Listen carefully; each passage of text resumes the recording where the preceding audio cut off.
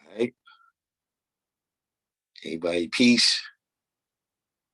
Waju, I got sincere Felix, Al Manzal, Why Sun Zigzag Zig, 793rd. Here we back. All right.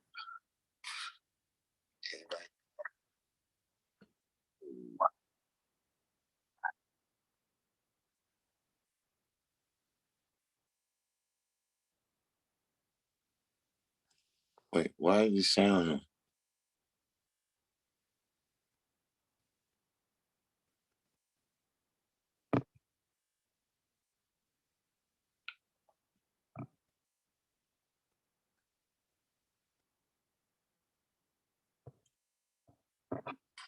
There's some kind of other phenomenon.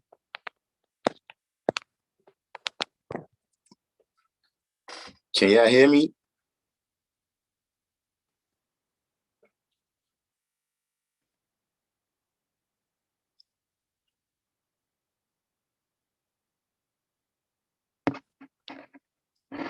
If y'all can hear me, type one in the box.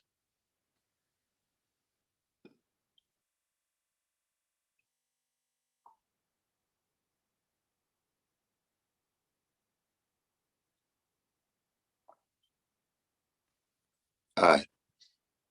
So yeah, how's everybody going?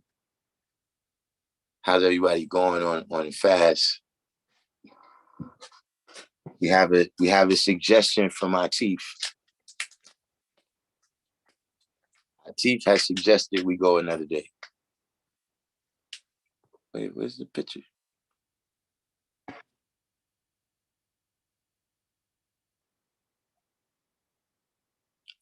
Yeah.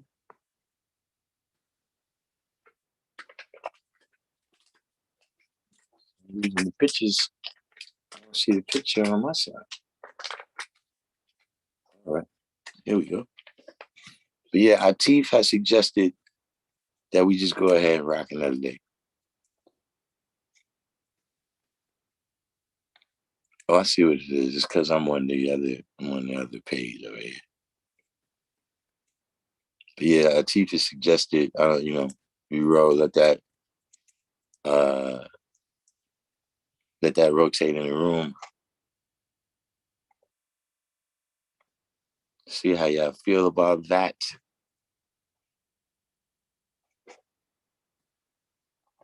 Which I think.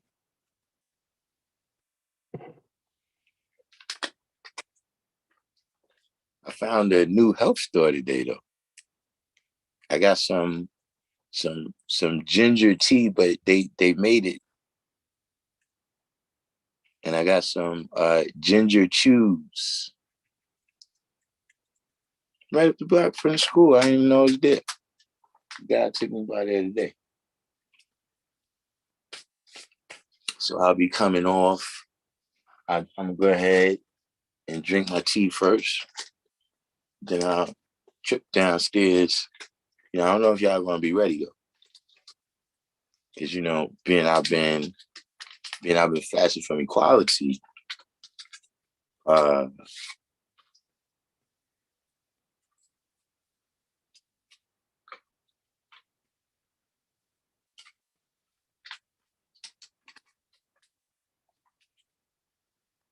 I've been fasting from equality. I really haven't rested. I probably rested maybe 4 or 5 hours.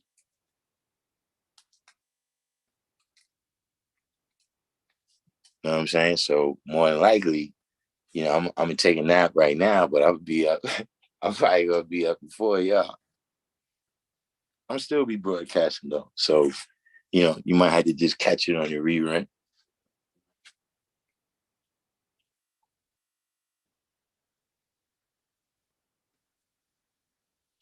Oh yeah, definitely hitting the like button.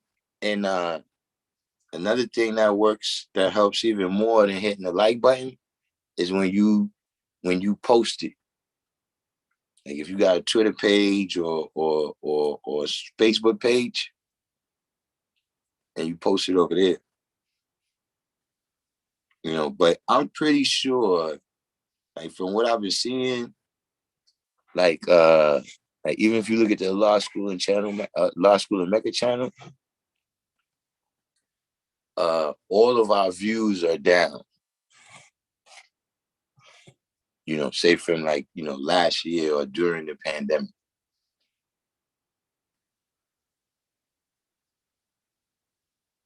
Sunyas, et cetera, et cetera. But it's not just us. I think it's just, people manifesting this type of knowledge. The algorithm is not being very helpful.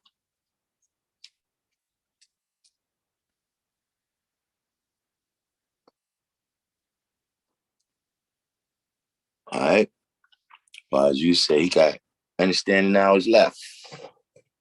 See, really, my 72 hours is up. Remember that when I that last time that I ate on the lot. Well, actually, because we was on there kind of long. So yeah, I probably got about an hour and a half myself, but it was around this time because I went to the restaurant to get that fish dinner. They close at 9:00.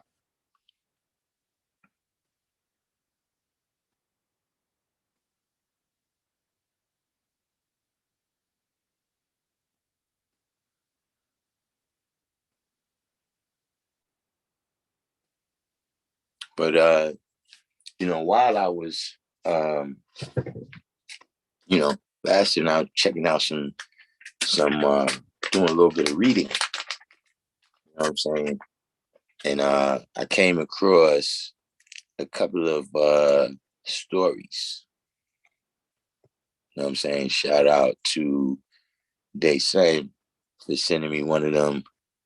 Uh Sarah sent me another one.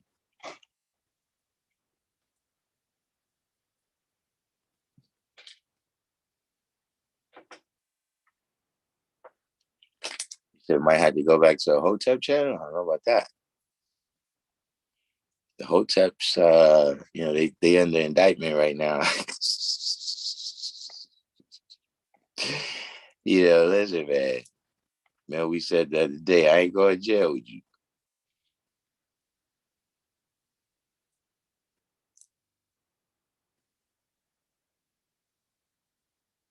Yeah, this ginger snaps. Now they had the package ones that they said was spicy, but these is ones that he made right there.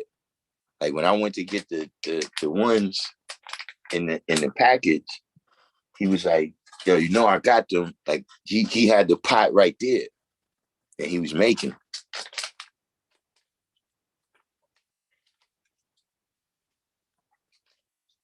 You know what I'm saying?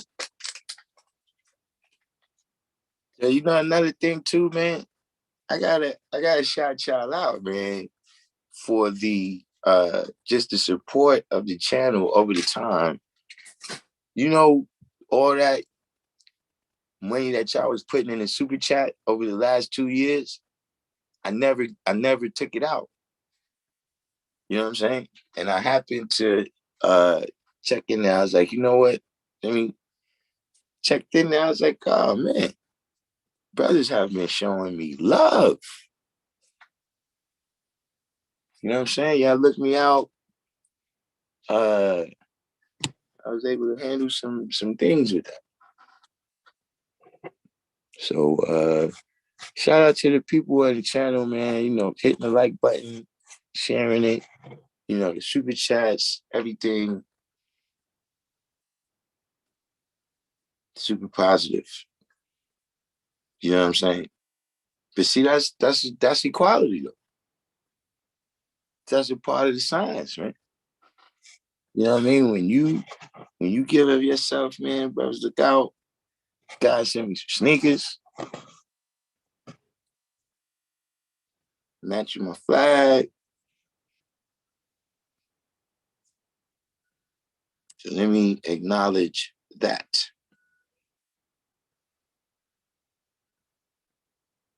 But y'all know I spend a little bit too much time fucking with social media.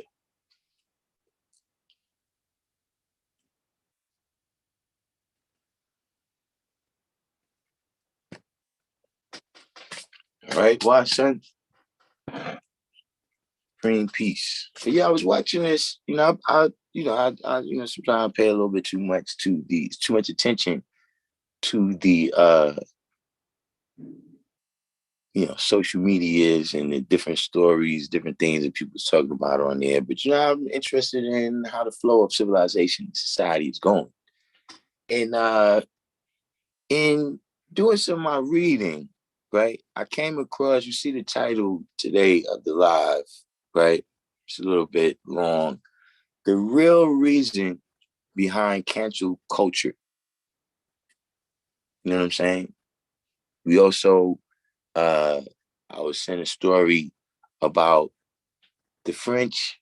Supposedly they had a vote, and they unanimously, uh, the vote was for them to return African antiquities to certain countries. I know Senegal was included, but we're gonna get into that story. I'm gonna bring them up on the screen right here, and we can read them together, do a little analysis of that, and then I got another story about because it used to be the school to prison pipeline, but this story right here that I found is actually is not new news, but just to make everybody aware, because sometimes something happens, right? And then they say, yeah, we handled that. And then you might think that it's not happening anymore. It's just the degree to which it's happening, or how subliminally is coming off. You understand what I'm saying? Like some things is right in your face. Where you describe, like, see, for instance, when you deal with the separation between people, right? It's become politically incorrect, right, for you to identify the people that you don't like by a physical characteristic. So you can't just, if you're a white racist, you can't just say, yo, black people this, black people that. But you still end up saying all the same things and affecting all the same damage on our society, right? But you just do it more covertly. So I'm seeing this right here, this story on the birth to prison pipeline.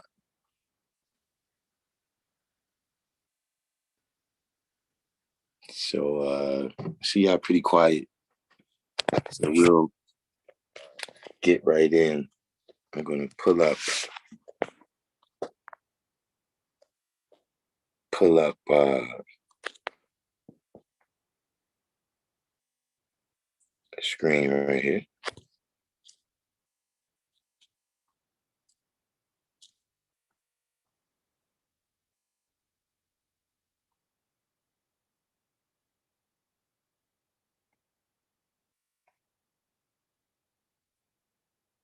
Wait, I forgot how to share my screen.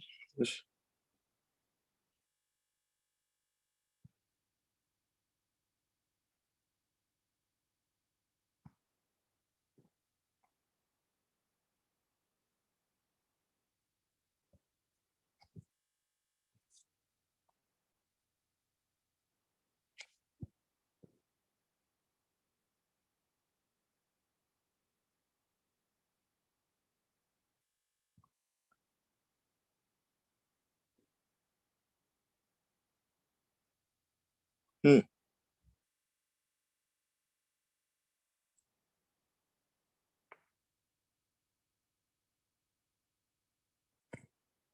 Well, here's what I will do then,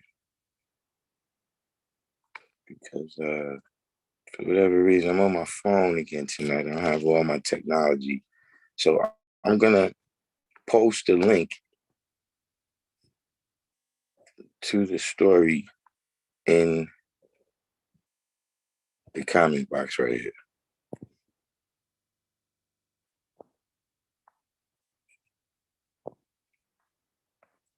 So that's the first story right there. This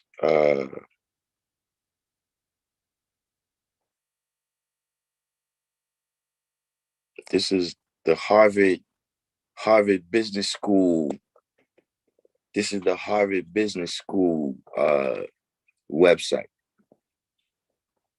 where I'm reading from right now. And let me see if I can,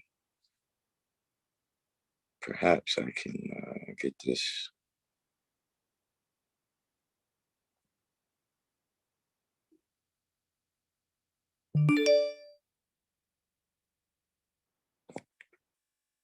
Okay, so this is now. All right. So I'm supposing now you should be able to see my screen, right? And this is a phenomenon that it's not totally foreign, but I never heard that it was organized to this level, right? And this is the story that's pertaining to cancel culture and why it succeeded in certain places, right? Why it succeeded at certain times and why it's failed at other times. I think this phenomenon right here that I learned about uh, has a lot to do with that. So the title of this story from July 21st, 2021 on the Harvard Business School site, right, by Kristen Sens. It was written by. So the article starts out, the headline is the question, what does an ESG score really say about a company? So the ESG score was the particular organized phenomenon that I found out about yesterday. So then it has a little tagline here, a key gauge in the $30 trillion sustainable investment market provides a murky picture of corporate social responsibility. So this is a story that, we're going to have to read it, right? And then I'm going to break it down as to what I think this has to do with cancel culture. So it says, receiving more information can clarify the complex, but not when it comes to environmental, social, and governance scores. So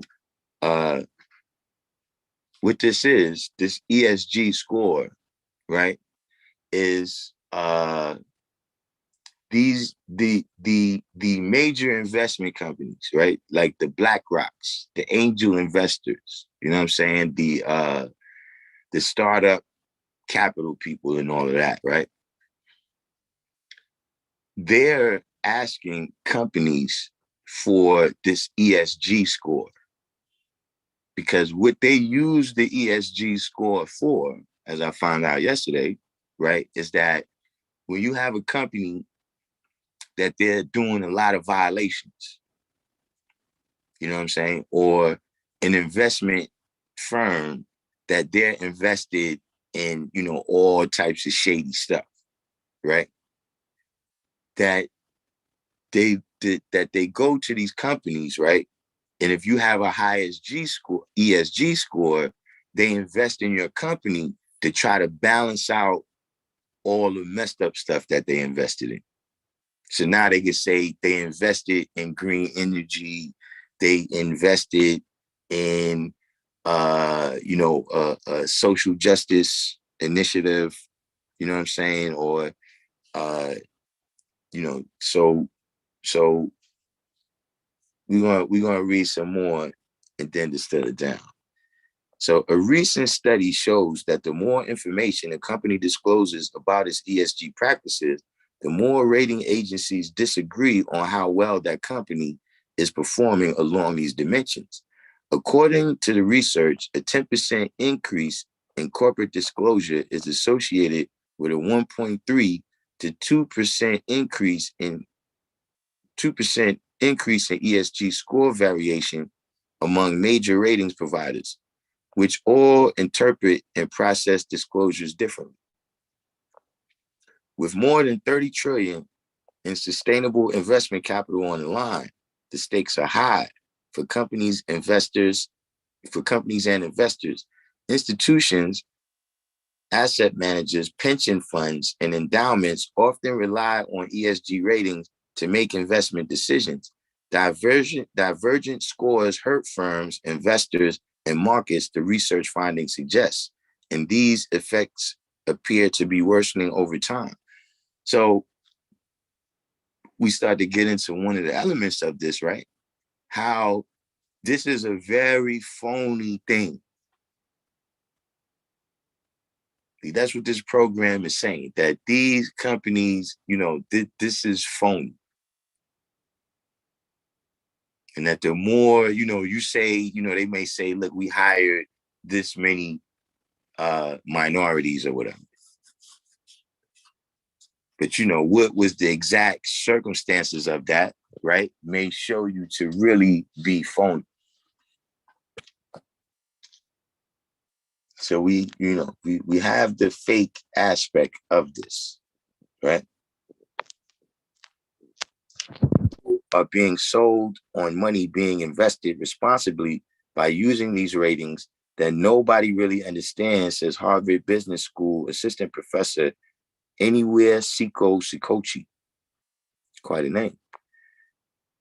Who co-authored the paper, Why is Corporate Virtue in the Eye of the Beholder? The Case of ESG Ratings, with Harvard Business School professor George Serafine and Dane Christensen of the University of Oregon. That's where the danger is in having all these different ratings not be aligned in some way. Right? Now, the rest of the story is there, right? The rest of the story is there. I'm gonna skip down, right, to a paragraph where it says focusing on outcomes, not box ticking.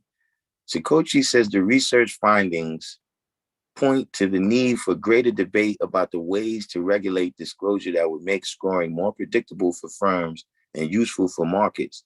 He and his co-authors argue that ESG outcomes are a better way to measure success in environmental protection, social responsibility, and corporate governance than by checking off a company's written policies. If they're being rated on their policies, then companies are just going to have lots of policies in place and disclose those policies. But I don't think the world would be a better place, says Sikochi. We'd rather see a company that has planted trees instead of seeing that they have policies about not destroying trees.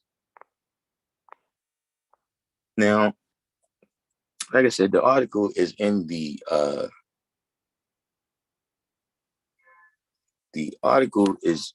description box there. Take screen back.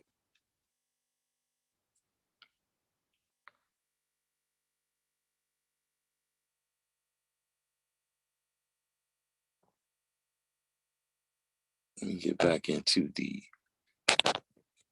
section here and see if anyone heard what I heard right there.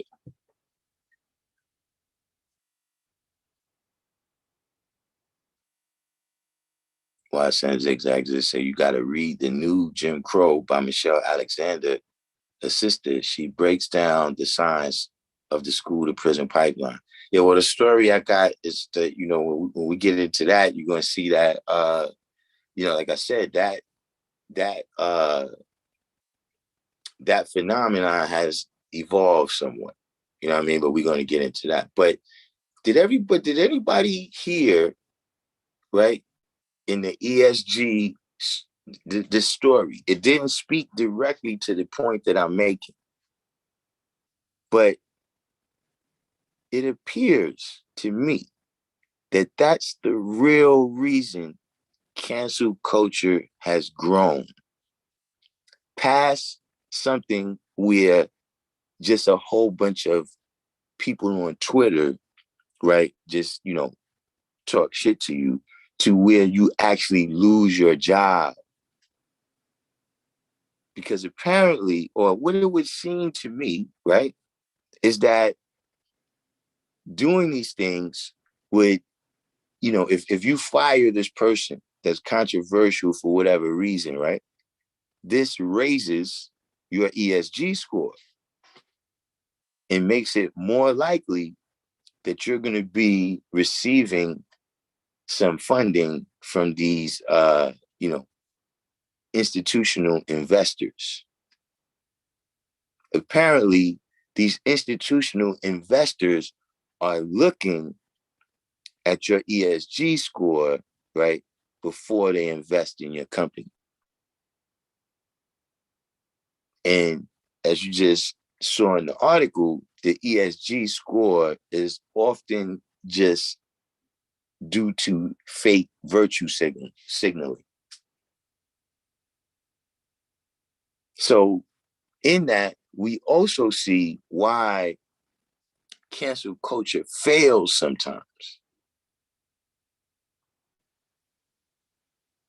See, what's in there that would tell me why cancel culture fails sometimes is that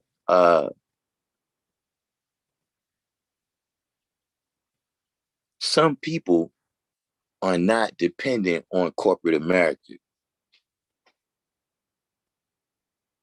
See and I have noticed that, but I'm saying this phenomenon kind of ties it all together to get together for me.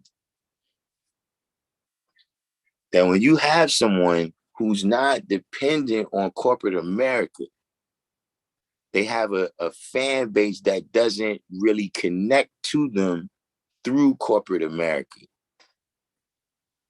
Those are the people that haven't been able to be canceled.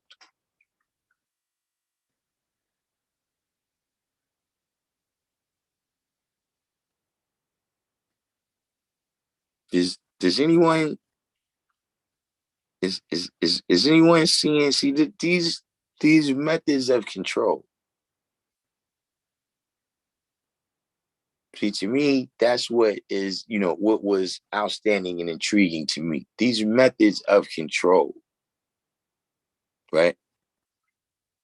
At one time, it was two, pretty much, I'm sure it was other phenomenon, but we hear about two major aspects of control: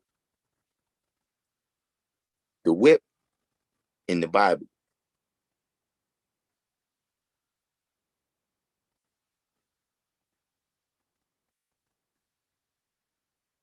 And then over time, we've seen it evolve into different things, but still using the same principles always, but just applied in a different way. And this is the world that we're living in. Did anybody else has anybody else did anybody else know that already and you just failed to tell me?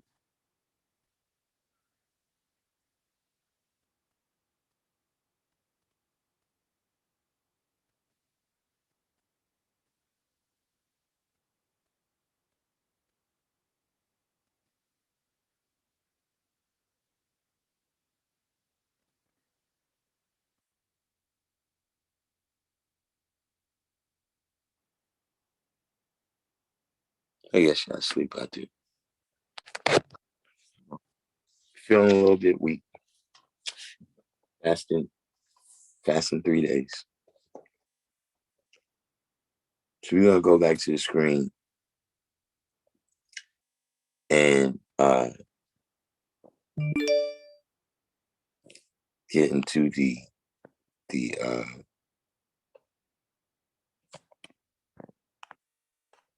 next story that I found here.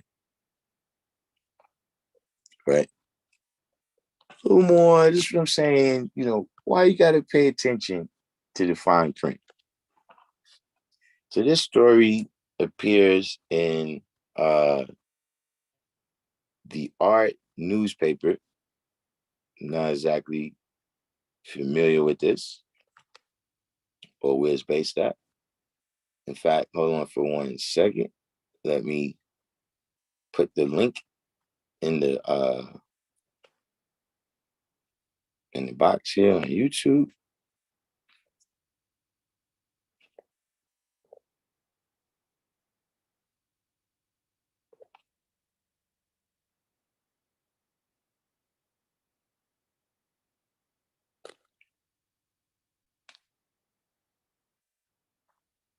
Right? So this story says French Senate votes unanimously for restitution to Benin and Senegal in act of friendship and trust. So it says Senate approves bill to return 27 colonial era artifacts from museum collections to Africa within 1 year.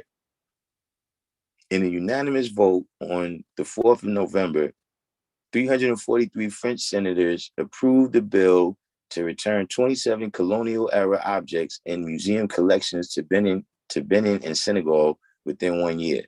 The bill concerns 26 royal artifacts plundered in 1892 by French troops from the Palace of Abomey in present-day Benin, which are held at the Musée de Quai Branly Jacques Chirac in Paris, and the sword of a West African military commander, which is currently on loan to the Museum of Black Civilizations in Dakar from France's Army Museum.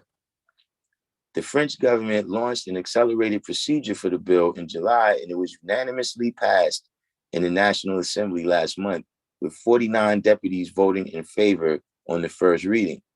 The move comes almost 3 years after President Emmanuel Macron made a landmark speech committing to the temporary or definitive restitution of African heritage to Africa. A lot of heart right there. Within 5 years. But the new laws are needed. Hold up, wait, let's stop. Let me back up again. Let me say this again so we could go through this. This is where this is where the fine print. This is where the mastering the original man comes in at. The move comes almost 3 years after President Emmanuel Macron made a landmark speech committing to the temporary or definitive restitution of African heritage to Africa within 5 years. But new laws are needed to remove objects from French museum collections, which are considered inalienable parts of national heritage under a 16th century legal principle.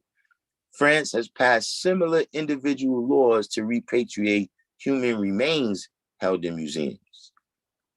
The Benin and Senegal bill in no way challenges the principle of inalienability, said the culture minister, Rosalind Bachelot, adding that this is not an act of repentance, but an act of friendship and trust, according to Agence France Presse. A Senate committee report presented on the 28th of October underscores the bill's strictly exceptional, ad hoc, and limited character and dismisses the excessive recommendations of the 2018 SAR-Savoy report, which advised the large-scale return of African objects by a series of bilateral agreements. However, senators called for the creation of the National Council charged with reflecting on the circulation of and return of non-European cultural objects, which would advise the government and better supervise similar legal procedures in the future. They specified the term non-European to encompass potential restitution claims from the United States, Australia, and New Zealand. But Le Monde reports that this initiative has little chance of being formally adopted into law due to opposition from the government.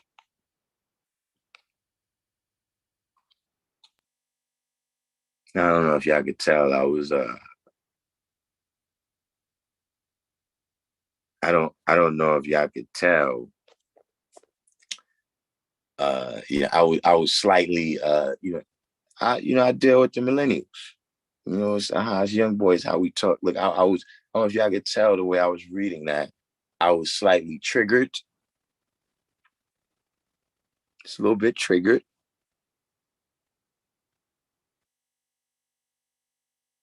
Like, what do you mean? First of all, look, you can have them rocks. Where's the trillions of dollars, motherfucker?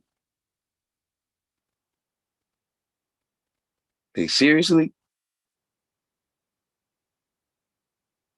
Like, of all the signs, not signs, but all the history, right? All the rape, all the pillaging, you're going to give back a sword. No word about the trillions of dollars.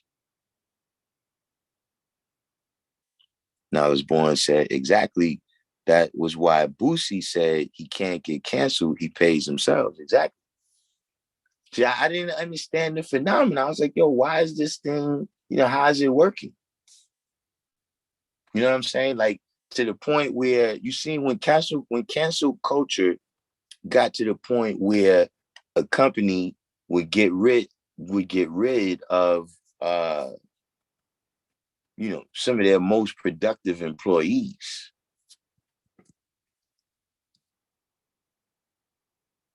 Over, some things is serious enough to rise to that level, but some things are not.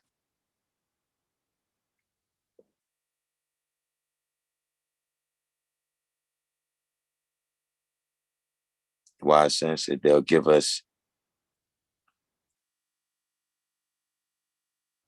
you said they'll give us anything but that paper. Yeah. That's what I'm saying. Did you hear, they did you ever hear that is a lady, I think she's from Senegal, and she was speaking on how the economics work, and she was saying that in that country, when they collect the taxes, right, that they have to send the taxes to France. Like, all the revenue from the taxes, they have to send it to France.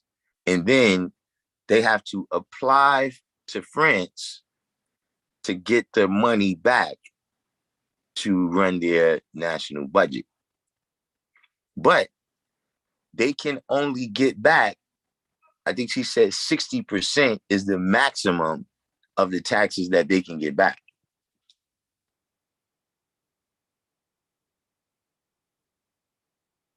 As well as I've not heard, some individuals say it's over. Some individuals say it's still going on to this day. I haven't done extensive research on it, but the reparations that Haiti had to pay to France, to my understanding, it at least the payments at least lasted into at least the 20th century.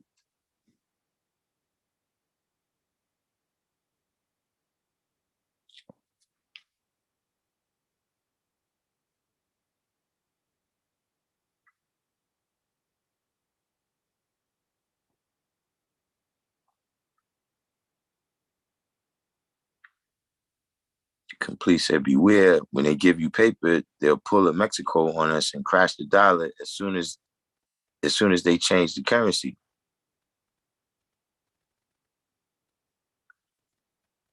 VC Realm says, so how long before Great Britain sends back its stolen artifacts? I wouldn't hold my breath. I wouldn't hold my breath. No, the first country I was speaking on was a country in Africa. I think this lady is from Senegal. She was like in the government there. And yeah, I don't think the French appreciate her too much. But Great Britain, listen, man, you know,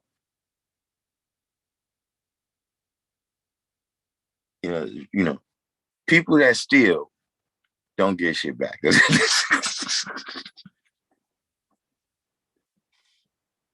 That's just,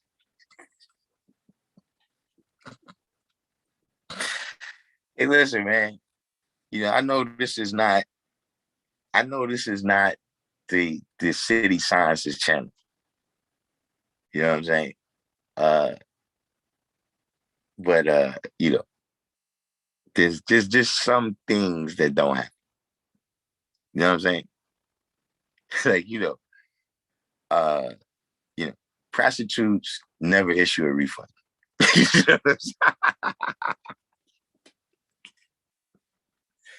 If you own, if you if you give money to a stripper, you loan money to a stripper, she's not paying you back. Like that's just not how the world works sometimes.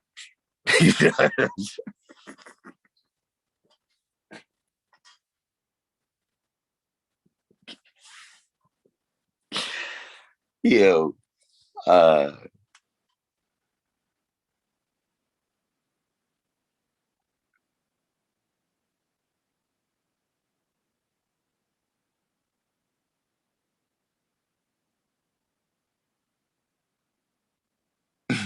she could please say you want it back, try to take it back.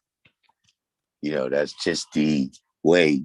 But yeah, I was paying attention to that story right there. VC Round says, so run down on her boss or pimp. Hey, look, that's maybe probably what you gotta do. But I'm just saying, like, if you have some delinquent accounts right now, if you know a stripper who has a delinquent account with you, don't hold your breath. Yeah, if you've had something stolen on you from you, don't hold your breath.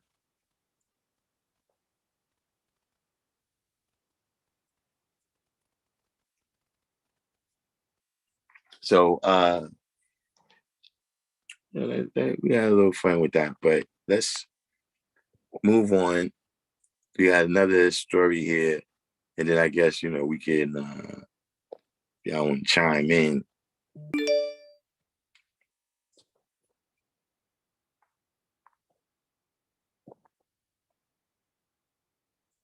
Now, this story comes from PJ Media, and this was written by Megan Fox, a story from October 12th, 2021. Let me put the link in the comment box for y'all. So if y'all want to check it out, where I'm getting it from. VC Ralph said, how long before Italy returns its many artifacts? I think you're about to be deemed a troublemaker. But this says Tennessee family court judge jail minority children illegally 4 years. And she's still on the bench. In a joint investigation between NPR and ProPublica, the news organizations found that juvenile court judge Donna Scott Davenport in Rutherford County, Tennessee, has sentenced minority children to jail outside of what the law allows. In 2016, Scott had 11 Black children arrested during school, the youngest of whom was 9, for allegedly not stopping a fight between other students. Not intervening in a violent fight is not a crime. On the order of Davenport, police officers cuffed and dragged 4 girls away from their school while they screamed, cried, and at least one of them vomited. Their parents weren't notified until after the traumatic event. What happened on that Friday and in the days after, when police rounded up even more kids, would expose an ugly and unsettling culture in Rutherford County, one spanning decades. In the wake of these mass arrests, lawyers would see inside a secretive legal system that's supposed to protect kids, but in this county, did the opposite. Officials flouted the law by wrongfully arresting and jailing children. One of their worst practices was stop following the events at Hobgood, but the conditions that allowed the lawlessness remain. The adults in charge failed, yet they're still in charge. Tennessee's system for protecting children failed, yet they haven't been fixed. 11 children in all were arrested over the video, including an 8-year-old taken in by mistake. Media picked up the story. Parents and community leaders condemned the actions of police. Unimaginable, unfathomable, a Nashville pastor said. Unconscionable, inexcusable, insane, 3 legislators said. Who is Judge Donna Scott and why does she have a black robe?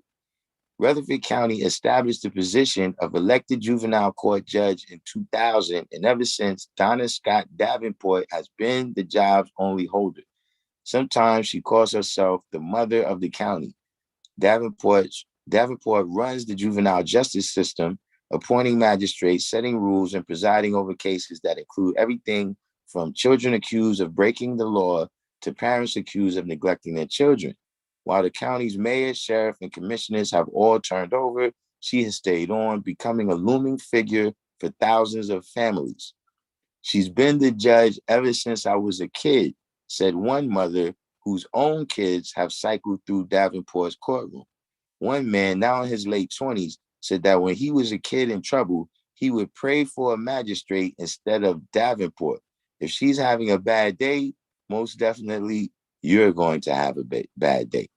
She makes Judge Judy Scheinlin's point that family courts are packed with morons and political hacks, admitting that it took her 5 tries to pass the bar exam. In a deposition, Davenport says she first took the bar exam about a year after finishing law school. She failed, then kept trying. How many times have you taken the bar? An attorney asked her. I passed on the 5th time, she said. The Tennessee legislature has the ability to impeach her, but they haven't. The following year, Rutherford County violated federal law 191 times by keeping kids locked up too long, according to the story later published by the Tennessean. By law, children held for such minor acts as truancy were to appear before a judge within 24 hours and be released no more than a day after that.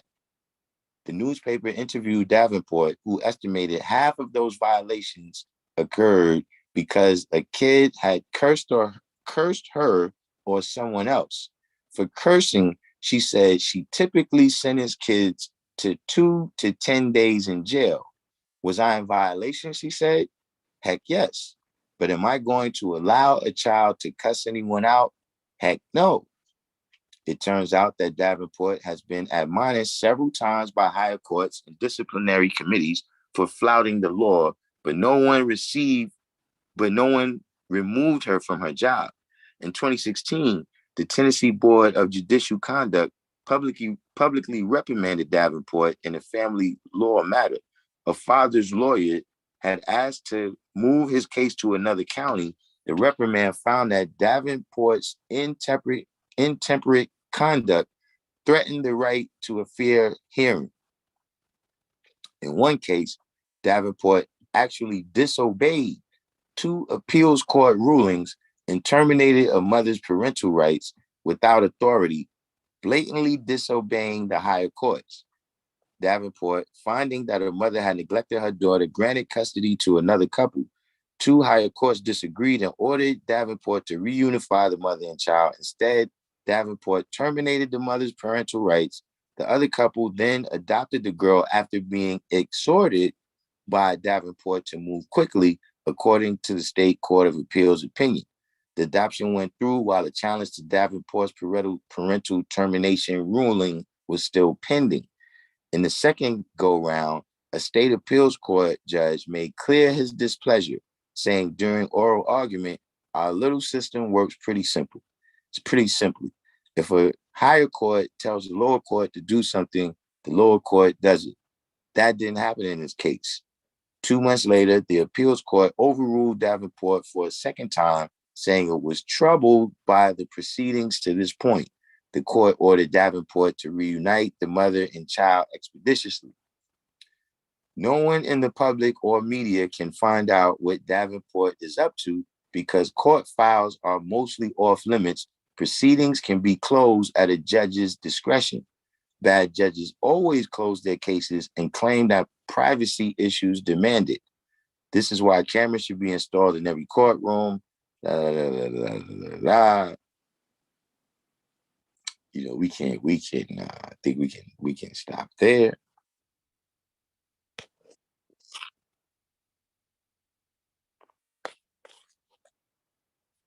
Think we can stop there.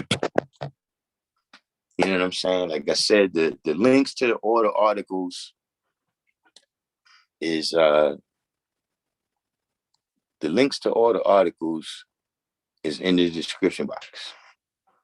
I mean, in the comment box right here. You know what I'm saying?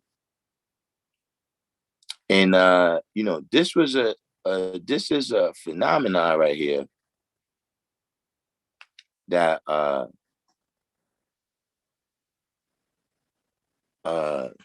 you know, I first saw, I think that was like the late 90s.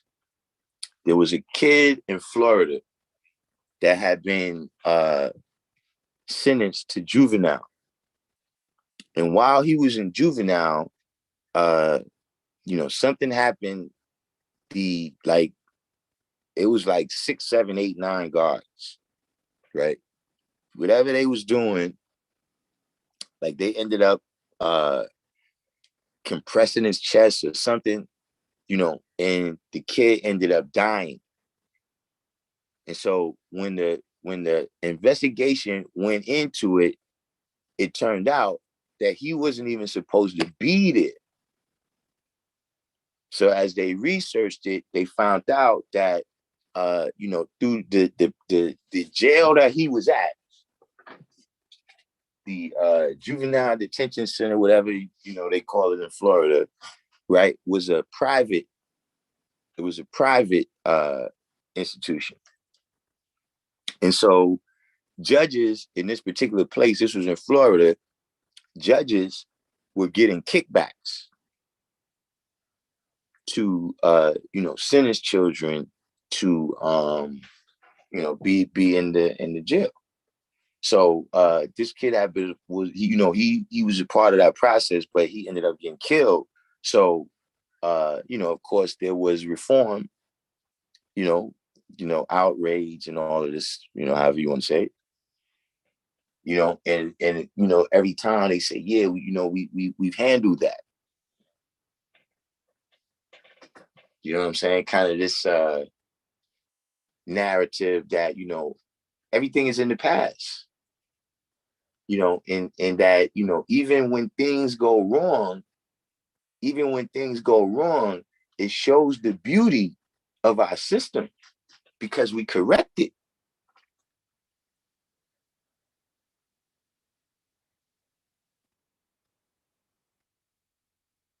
That narrative. And also the narrative that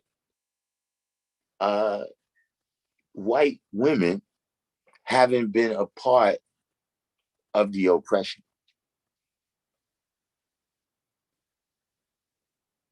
You know, this idea that the whole thing is just the patriarchy.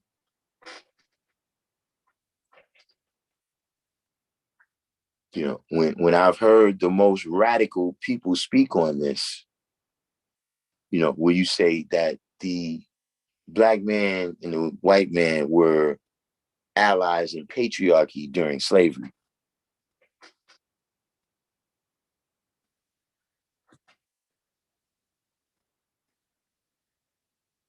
But I'm sure y'all can tell that story right there also left me a little bit triggered.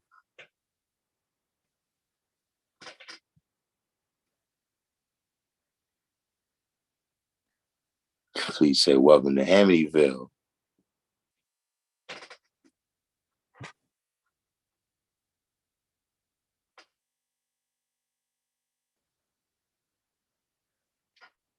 Now I was born said out here in PA, a juvenile judge went to prison. He was getting kicked back. Yeah, I think some people, I think some people ended up. I think some people ended up. A couple of judges ended up at least losing their job, but perhaps maybe going to prison. Dealing with that same type of phenomenon.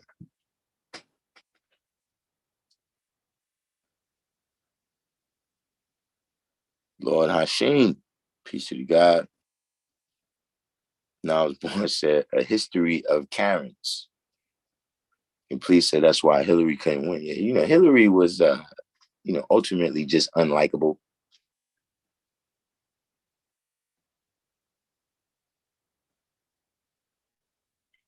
And really, I don't understand why uh or I don't understand how Biden was able to escape, a lot of the same things that held her back. But you listen, you I mean, is and I've heard that she was frustrated by that fact or those facts. Like the simple fact of the matter, they put you in a position, where you wanted to be there. You asked to be in that position, but they put you in a position where you wasn't ready for. Because think about this. Think about this for a second. We talking about in the history of America. Look at what you did. You lost to a nigga in Donald fucking Trump. Back to back.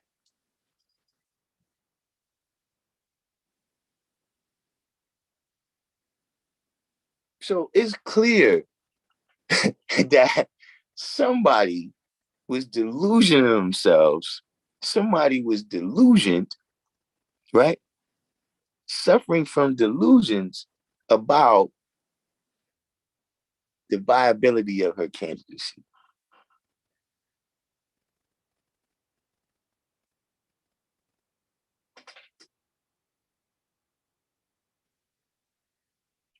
Now, boys, he's like Peppermint Patty, you know. But son, who loses to Donald fucking Trump? Like, even you could listen, you could say, I guess it's time. You know what I'm saying? But you lost to Donald fucking Trump. And listen, maybe it's just me, but I recall saying at the beginning of Obama's campaign and the beginning of Trump's campaign, like, look, I have to eat some crow right here and admit that, listen, there was a point when I said, man, listen, ain't no nigga about to be president of the United States, man. That ain't gonna happen. They are not going to elect no nigga. And I remember saying, Donald Trump, it's not even serious. It's like a like a, a, a meme or so, just like a practical joke or some shit.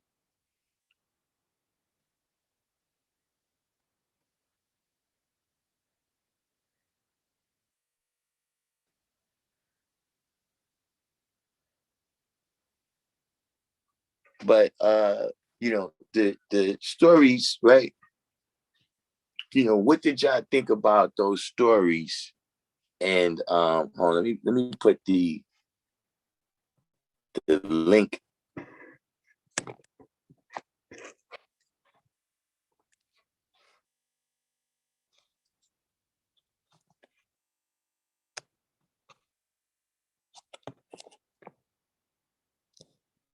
Put the link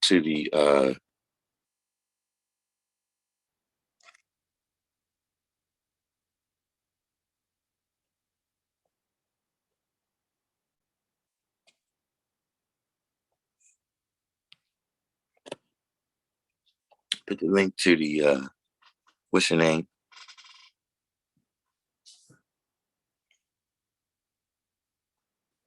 To come on live if anybody wants to come on. But yeah, what do y'all think about those three stories, right? And kind of the way they're shaping, the way they're shaping the, the modern society that we live in.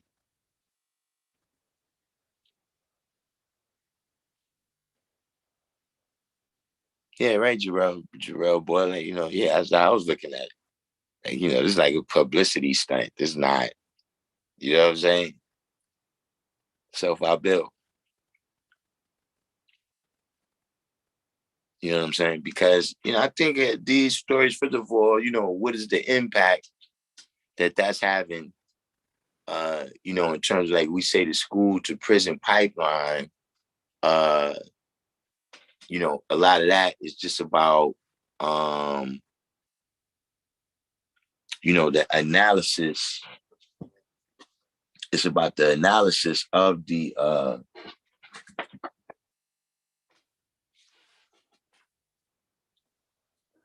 about the analysis, them analyzing the school system, right, to kind of see who they're going to be locking up.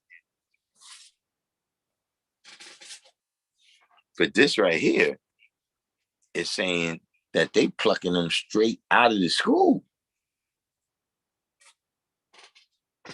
They said an 8-year-old girl. See, that's we talking about a hospital to prison pipeline now.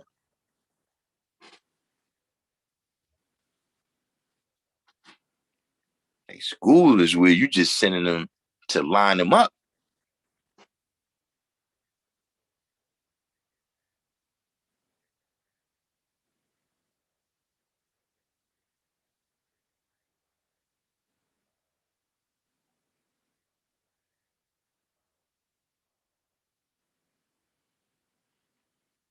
Now, LeBron said all this stuff is the stuff I say are the other laws and laws, rules, and regulation not mentioned in this lesson.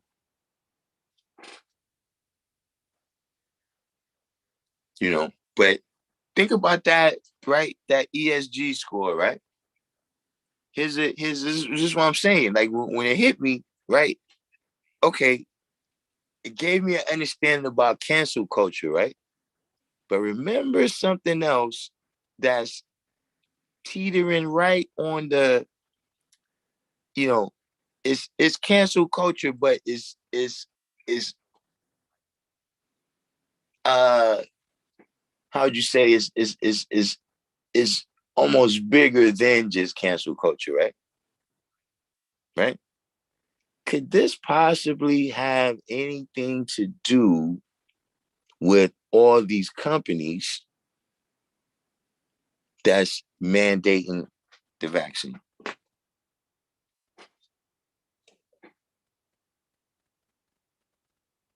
Meaning, like, when you see companies that are mandating the vaccine almost against their best interests, that you're going to lose some of your best employees and your best customers, right? Knowing that there's alternatives, you're going to go ahead with that. Could that possibly be something that's being controlled through this ESG? And now think about that for a minute.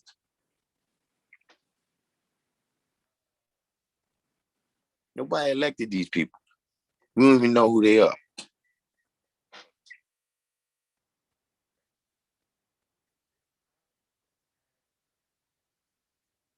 But they're able, where's my conspiracy theorist at? Where's my conspiracy theorist at? Like, is that why we've seen such ineffectiveness from the government? Because perhaps they have an ESG score too. And so they're being controlled through these investments. Who has to be, necessarily, that's a very small group of people.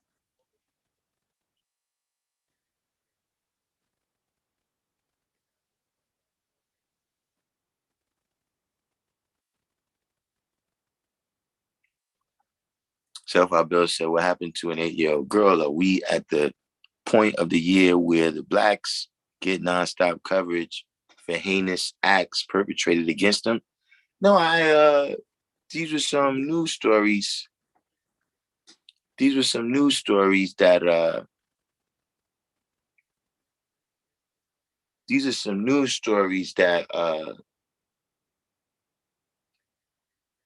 that I found. You know what I'm saying?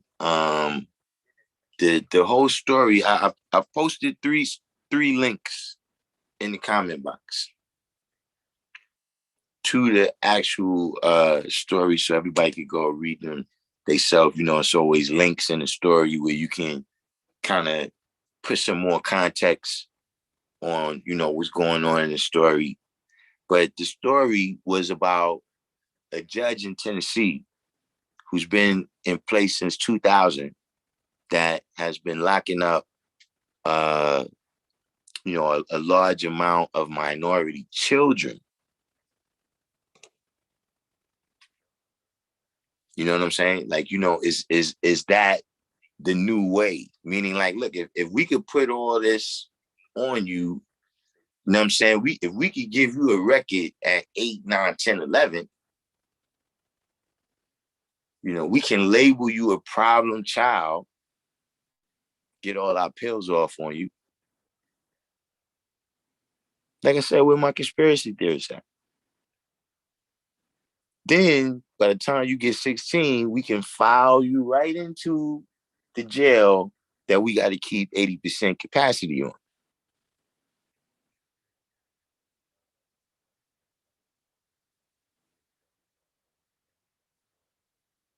Mr. Spock said that is a fact way beyond conspiracy now.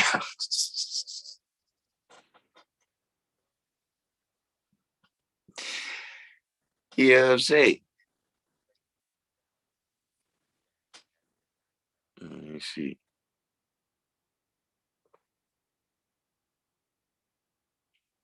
Just making sure nobody was in the background yet.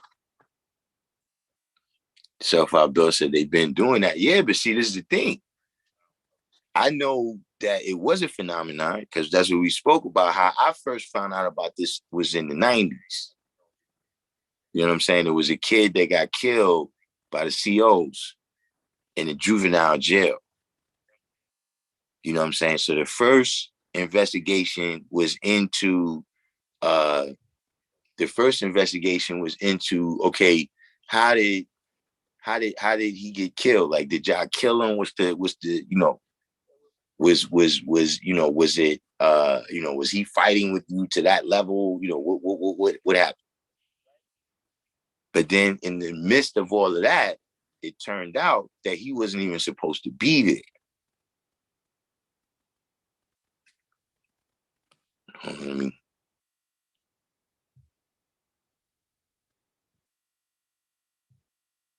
got the guy just came in the room right there.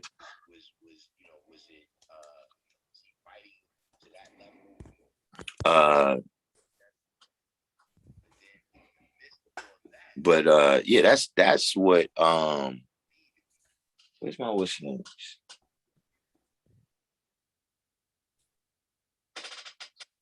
that's, it's one of those things where, like I said, over time, it's Yeah, that's mine. Peace, God. peace. Over time, there's a Hold lot of on. things that be happening, right? And sometimes we get well, at least me, I'm not exactly fooled by them saying it, but we get these this narrative that this is the beauty of the American system, is that we the beauty of the American system is that even when we mess up, like the perfect example is slavery, where that's the beauty of America, is that, yeah, we did this messed up thing and we had slaves, but it was our beautiful Constitution that freed them. It was our values as Americans.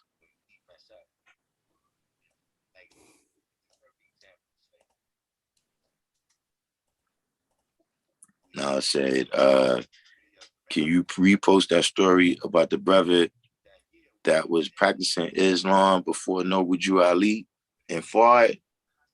Hold on, let me look him up.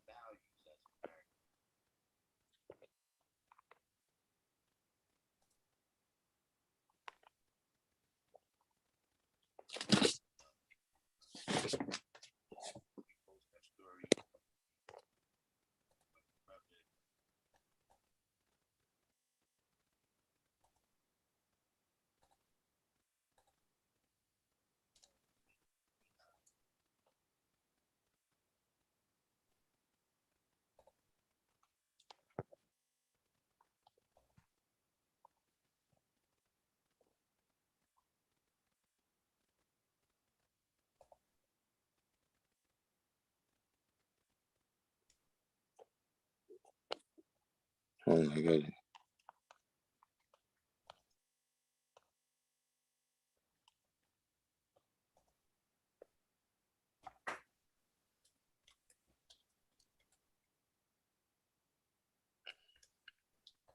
Usually I always recall his name, but I can't recall it off the top of my head.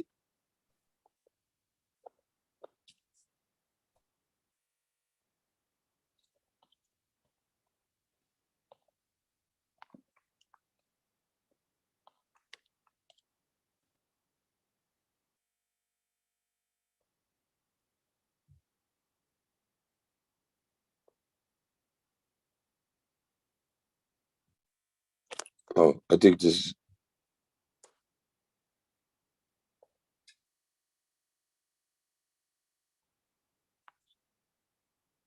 Yeah,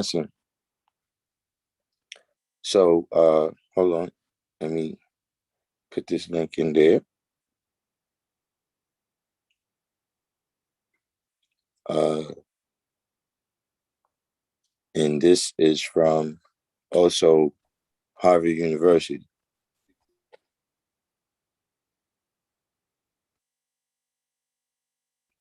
This is also from Harvard University right here.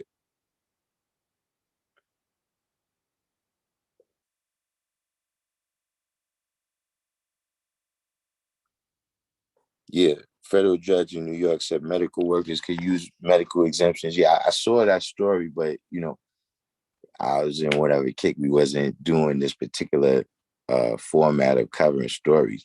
I also saw that was you that sent me the video of the guy. He was making his views known about the artwork that Meek Mill put on the city bus. That was you, right? That was crazy too. I was going to include that in this, but sometimes things get a little choppy when we try to analyze video. I got to figure that out.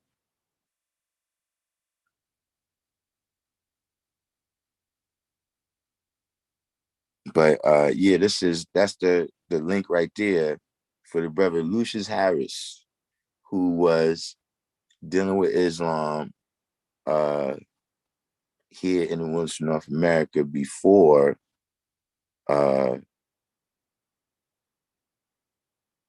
Muhammad. So Lucius Lehman and the Californian Roots of Modern African American Islam by Patrick D. Bowen, PhD candidate, University of Denver Iliff School of Theology. Abstract. This article presents for the first time the figure of Lucius Lehman, a self-proclaimed Black Muslim mullah who, after living a fascinating life in Southern California, was incarcerated in San Quentin prison from 1910 to 1924, and as a result, may have indirectly influenced the creation of the Nation of Islam's doctrine. So, am I sharing the screen? Hold on, let me share the screen so you know whoever's. Let me share the screen here.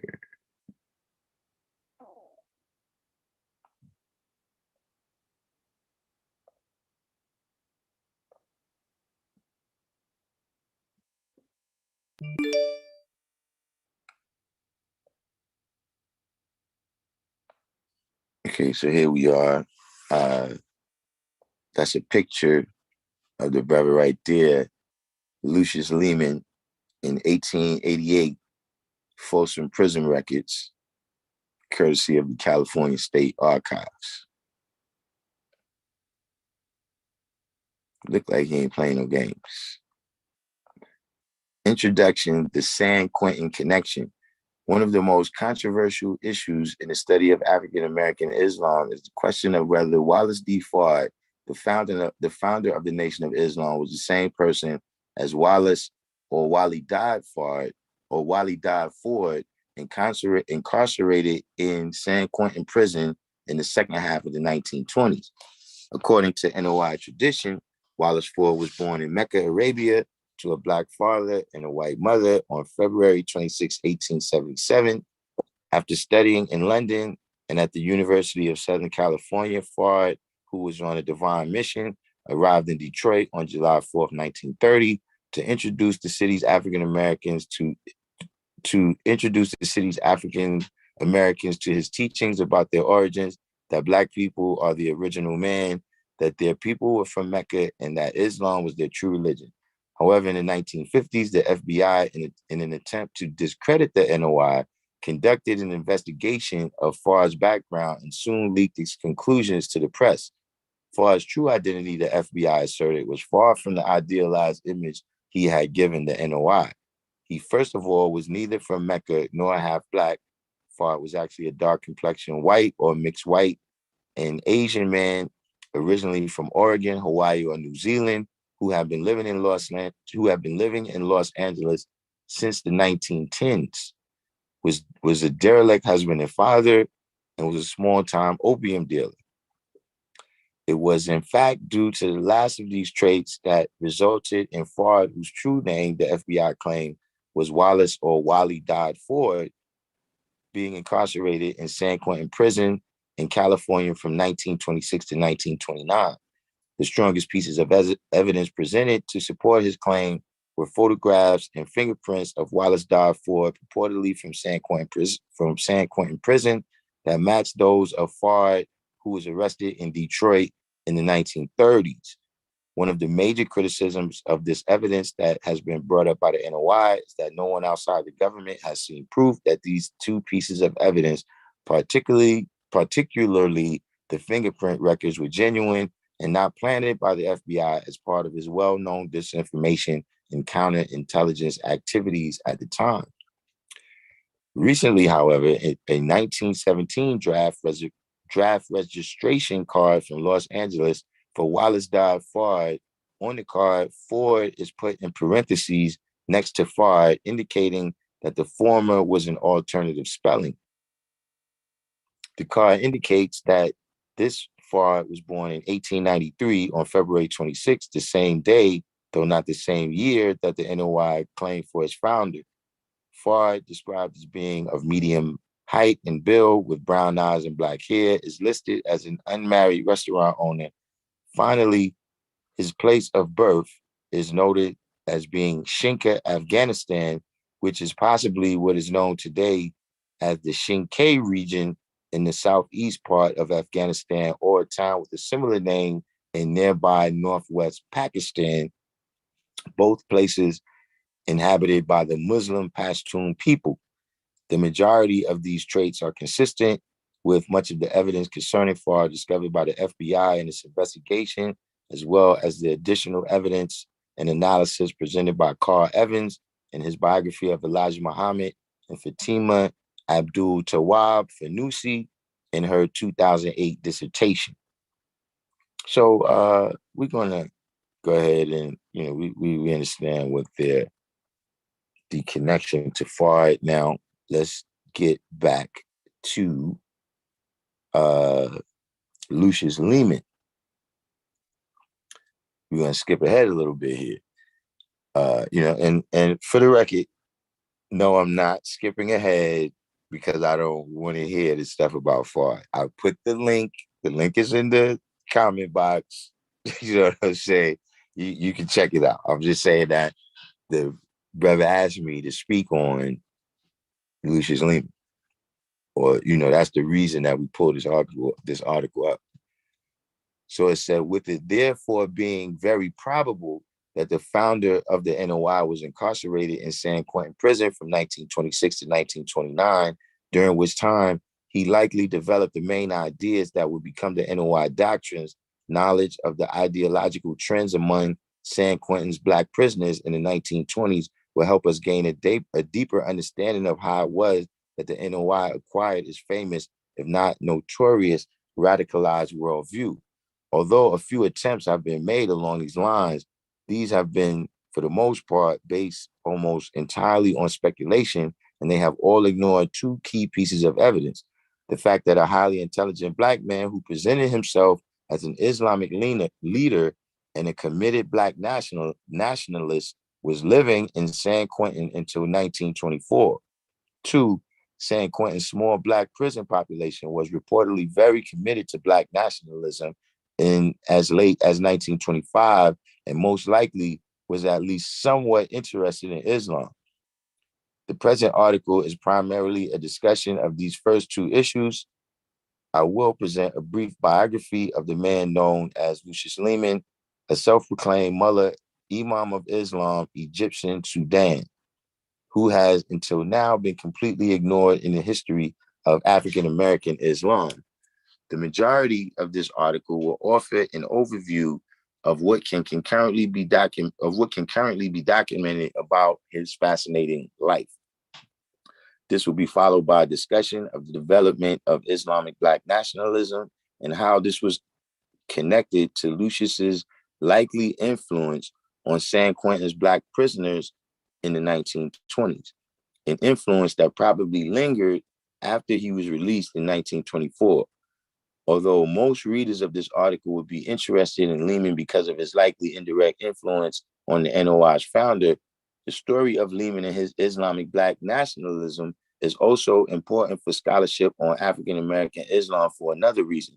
It demonstrates that the connections being made between Islam and Black nationalism in the 1920s and 1930s, which were exemplified by the NOI, but also could be found in the Ahmadiyya movement and the Moorish Science Temple, were to some extent natural.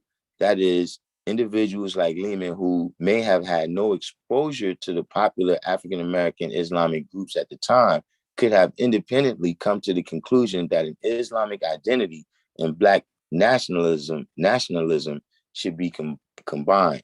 The story of Lehman, therefore, helps deepen our understanding of the attractiveness of Islam for African Americans in general in the first half of the 20th century. The trials and tribulations of Lucius Lehman. According to Lucius's death certificate, his real name was Luther Lamar. He was born on March 10th, 1863 in South Africa. And he was a U.S.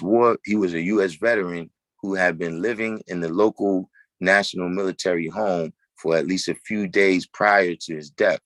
Unfortunately, none of this can be confirmed by other records, and it is all, in fact, highly suspect. First of all, Lucius's divorced wife's name is listed in the death certificate, and as is listed in the death certificate as the same as his supposed real name, Lamar, but she had never used that name. Since the time of their marriage and after, Lucius's wife, Maddie, had used the name Lenin or Lenon, uh, uh, a name Lucius himself had once used, as we will see. In addition, there's no known birth certificate for Lucius, who consistently claimed a non-U.S. origin. Also, Lucius's birthplace is listed as Khartoum, South Africa. Such a city does not exist, as far as I know, in any part of Southern Africa. It is likely that the city name is an incorrect spelling of Khartoum, an East African city in the Sudan, which Lucius frequently claimed was his home. The fact that the certificate lists two seemingly completely different locations within Africa may reflect a mistake on the part of the person recording the information, though over years, Lucius himself would make similar contradictory claims about his African home, in addition to assertions about being from other places within and without Africa. Indeed, throughout his life, Lucius gave so many claims about his background that we may never know the truth about his origins. As for the evidence of Lucius's supposed U.S. military career, there is, in short, almost nothing to confirm it. There's currently no available records of his stay at the National Military Home, and his more specific claim about his military service, that he was a Buffalo soldier serving in Troop A, 10th Cavalry, WSG, not sure what that means, from 1882 to 1887, educated at Fort Davis, Texas, and was honorably discharged, currently cannot be backed up by military records. Even if the military records are incomplete and Lucius was indeed a Buffalo soldier, he definitely was not one in 1887. The earliest record we currently have for Lucius places him in Los Angeles on December 5th, 1886, the day of his marriage to Ann Daniels. At the time of his 1886 marriage, Lucius spelled his name Lucius C. Lennon.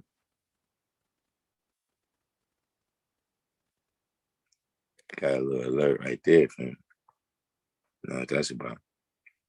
Claimed to be from the Caribbean country of Haiti, but a year later, in his declaration of intention for naturalization, he was now spelling his name Lucius Costello Lennon, indicated that he was from Tahiti, in the Southern Pacific between Australia and South America. Just 3 months after his naturalization, Lucius's marriage came apart, and what would be his first of many appearances in California's newspapers, a news brief indicated that Lucius, whose name was written Louis C. Lennon, had been arrested for intentionally throwing a hatchet at his wife, an action that reportedly was the result of him flying into a rage when Anne supposedly discovered that Lucius had raped her 10-year-old daughter. On April 6, 1888, Lucius was found guilty of rape and sentenced to serve 14 years in Folsom Prison. Over the course of the next year, Lucius's lawyer appealed on the grounds of minor legal errors in the trial, but when he failed, Lucius became his own advocate, and in the 1890s wrote letters to various officials professing his innocence and asking for a pardon. Lucius claimed that when he had married Anne, she did not tell him that she had children. After the marriage was official, she brought her children into their home, burdening Lucius and making him miserable. To alleviate his pain, Lucius decided to leave and give Anne half of his money, but she did not accept this, and the couple began fighting often, culminating in Anne having her daughter accuse Lucius of rape. While we may never know if Lucius did indeed rape his stepdaughter, Lucius's letters on the subject are, to say the least, impressive, at least from a historical standpoint. His refined handwriting, his command of logic, and his awareness of legal arguments and jargon are indicative of a man possessing a sharp mind and a quality educational background, a rare privilege in American society at the time for a member of any race. It is all the more impressive considering the facts that A, he was Black at a time when the majority of Black Americans were completely illiterate, and B, In the late 19th century, there were only a very small number of African-American lawyers in the entire U.S., let alone in California, where blacks had begun being admitted to the state's bar only in 1887, and only a handful had actually become lawyers by the 1890s. These letters are therefore the first of many testaments to Lucius's intelligence and claimed elite background. At the time, however, Lucius's letters failed to make the impact he was seeking. He was not pardoned, though because of good behavior, he ended up serving only 10 years of his sentence, being released in February 1897. Upon obtaining his freedom, Lucius, who now spelled his name Lucius C. Lenine and claimed to be from Jamaica, found a job as a cook, and in December married Maddie Clark from Tennessee. Following the marriage for 6 months, Lucius's life appears to have achieved a degree of stability and freedom that he had not had since perhaps his childhood. But in late June of 1898, Lucius was back in the courts as well as the press and was becoming something of a local sensation. On July 29th, Lucius was arrested for burglary. Earlier in the month, he had, through a middleman, responded to an announcement that a reward would be given for the return of the business papers of a man named James Robinson, papers that had been stolen from his home. Lucius claimed to have found the papers scattered about in a park and brought them to an attorney who was supposed to return the papers for a small transaction fee. The papers Lucius returned, however, did not include the most important and valuable ones that had been stolen, so Robinson refused to pay the reward and notified the police. The police questioned Lucius, who told them he might be able to find the missing papers. Lucius. He, charging a search fee, then left the interrogation room and soon returned with more papers. Lucius.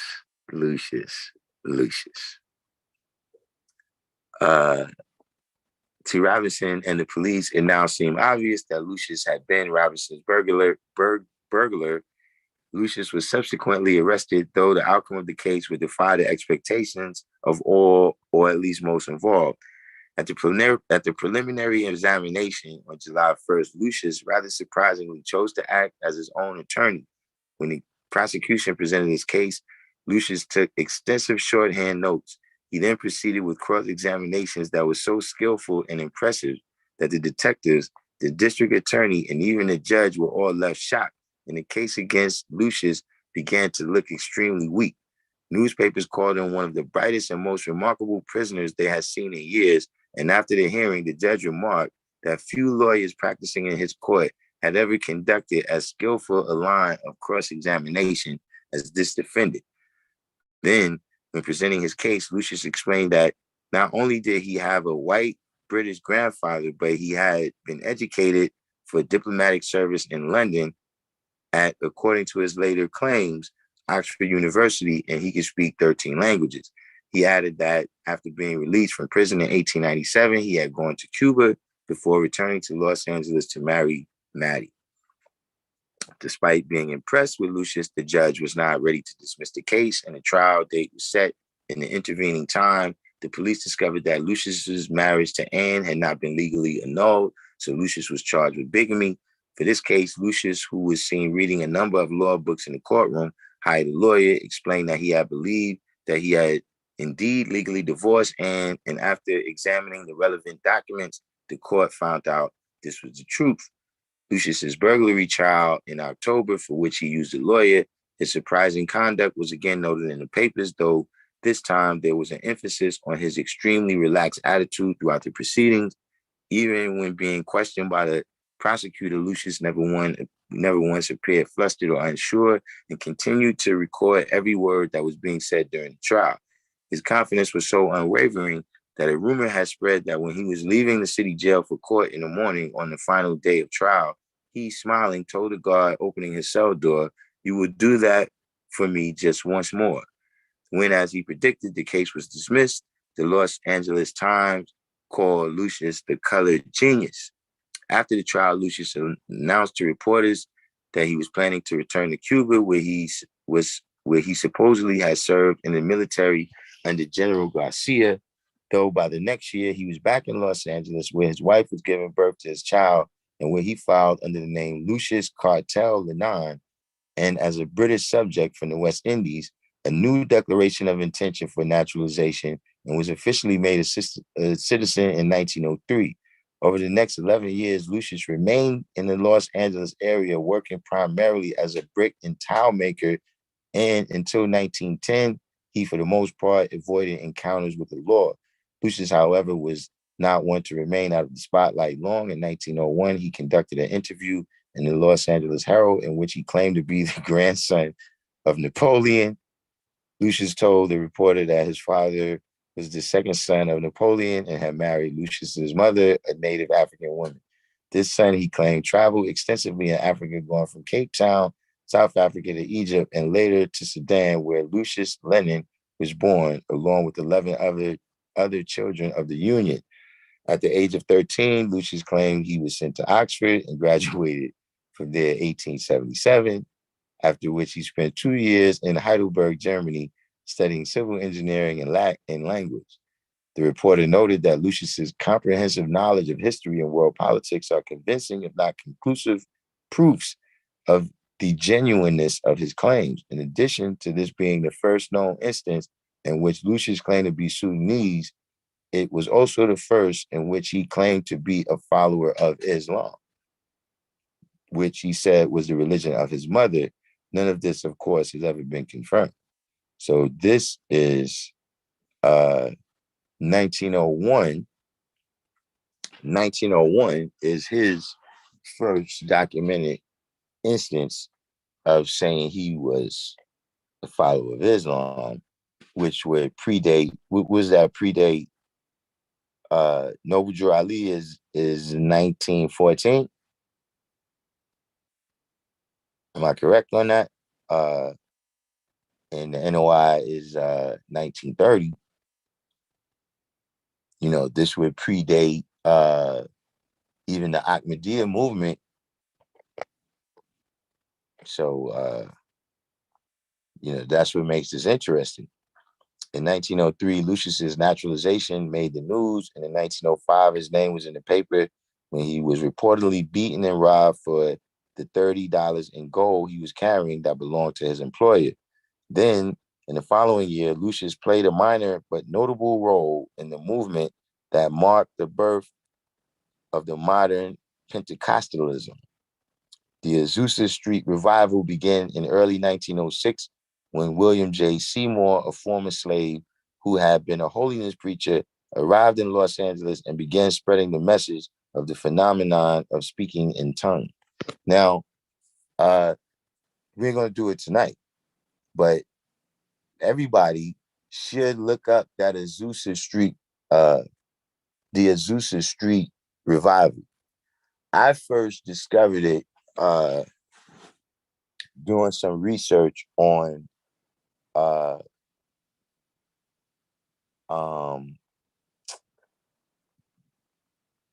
Father Divine. You know what I'm saying? Because there's some speculation that Daddy Grace and Father Divine also attended this Azusa Street revival. But it's an interesting story, and you know, some of the teachings, you know, when they was first doing it, you know, speaking in tongues, you know, is related to you having a particular connection with God, where he's actually animating your body. You know what I'm saying? So, you know, when you see certain, you know, that's kind of what this article is about, you know what I'm saying, where you see seeds of ideas, right, before you see the full idea blossom.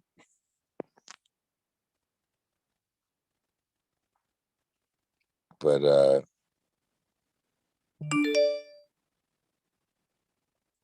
let's get into his participation with it. It says, in April, the first of his followers displayed the ability in his church, the ability to speak in tongues, the followers of William J. Seymour, that is, which soon moved to a building on Azusa Street started attracting a large multiracial following that included a few individuals of minor prominence in the city. One of these was Dr. Henry S. Keyes, the directing surgeon of Los Angeles Emergency and General Hospital, who claimed that he was given the ability to both speak and write in a dialect from Northwest India. In September, when a Los Angeles Times reporter asked Dr. Keyes if he might try to have his writing translated, Dr. Keyes took the reporter to the home of a local language expert he knew, L.C. Lenan, a self-proclaimed Egyptian Muslim who told the reporter that he had studied at Oxford, Heidelberg, and the University of Cairo and knew 30 languages. After charging a small fee, Lucius looked at the writing and quickly announced that he had identified it. It was Geese, a previously unknown language that Lucius claimed had been spoken in Palestine around 3,400 years ago. At that point, Lucius went with Dr. Keyes and the reporter to an Azusa Street meeting where another woman there called to him supposedly in his native language. What this was, the reporter did not indicate, and identified him by his name, Lenan, as well as his burial name. All this impressed Lucius so much that he decided to become a member of the group, and he was soon featured on the front page of the first issue of Azusa Street's newspaper, despite the fact that a well-known language expert, Baba Barati, dismissed Keyes' language as invented. Lucius remained as Azusa Street's resident translator for around a month, at the end of which he claimed one of the tongue messages he heard there had asked him to go to Africa to teach his people, and Lucius did not return to the Pentecostal meetings. There's no trace of Lucius again until late 1909 or early 1910, when he was apparently living in Los Angeles and still married to Maddie. By February, though, marriage problems had led him to move to Riverside by himself using the name Lucius Lehman. Then, on February 17th, Lucius killed a man. Lucius. Theodore Lastly, a Black co-worker of Lucius, was shot and killed when the Lastly family claimed Lucius traveled to the Lastly family home to confront Theodore about a letter he had recently received from him accusing Lucius of sleeping with Theodore's wife. According to Theodore's parents, Lucius's sole intent when he went to their home was to kill Theodore. Lucius, however, said that he went there to request of Theodore, who wanted help with work on the family's farm, but the two got into an argument, and when he saw Theodore coming towards him with what appeared to be a gun, it was in fact a pitchfork, he believed his life was in danger and fired a shot. Both the case itself and the ever-impressive Lucius drew much interest, particularly from the African-American community. When he took the stand, Lucius articulately explained to the court that he was born in 1861 in Southwest Africa in the Cameroon district. Cameroon is, in fact, on the western coast of Central Africa, and that before serving 5 years in the American cavalry, he had studied in universities in Heidelberg, France, and Barcelona. The Los Angeles Times also noted, just as it had in 1898, how the trial, Lucius took down copious shorthand notes and how unconcerned he seemed. In fact, Lucius was said to be one of the coolest prisoners who ever appeared before a jury in Riverside. In this trial, however, Lucius's confidence did not pay off. He was convicted of first-degree murder and sentenced to life in San Quentin. Over the next 15 years, Lucius worked tirelessly to free himself. He wrote numerous letters to San Quentin's various wardens, and California's legal officials, pleading for a reconsideration of his case, again, frequently using complex but lucid logic, as well as indications of knowledge of law and a refined writing style. He applied for clemency in 1912 and for parole in almost every year he was eligible. He also cultivated his contacts with various professionals, businessmen, and club leaders in the Los Angeles area who would vouch for Lucius's character and offer him employment upon his release. Lucius's San Quentin inmate file contains most of these documents and is over 100 pages long. To put Lucius's prolificacy into perspective, most San Quentin inmates' files from the time contain fewer than a dozen pages, And Wallace Wally D. Ford's file has only 3 pages, making his file both an excellent resource for documenting the development of his identity while in San Quentin and further proof of his exceptional intelligence and education. So, this is gonna, Lucius is, he's,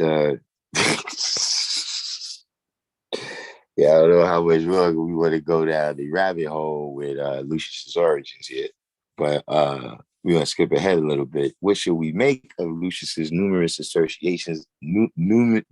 assertions about his background? At first glance, the sheer abundance of fantastic claims casts much doubt on Lucius's story. However, there are, in fact, only a few pieces of information that actually conflict, and some of these, particularly dates, can easily be explained away as errors in memory or as attempts to simplify a complex background. Even so, to make all of Lucius's stories fit together would produce such an unbelievable biography that it would be, at the very least, the stuff of films.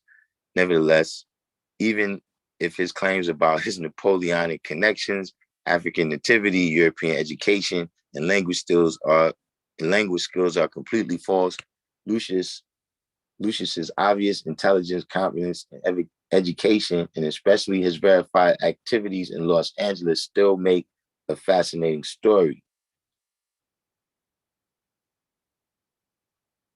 Lucius's life, however, would have almost certainly been lost to history had it not been for a single letter he wrote in 1922 while still incarcerated, a letter that is now the clue linking Lucius and San Quentin prison to the wider African-American Islamic movement that was emerging in the 1920s.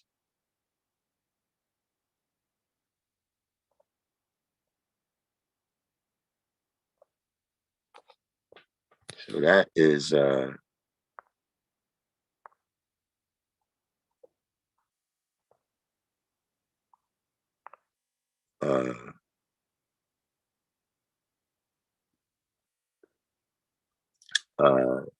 little background right there for those that was able to stick around. I know that was a little bit long-winded, but some definitive history right there concerning the history of Islam in America and its origins.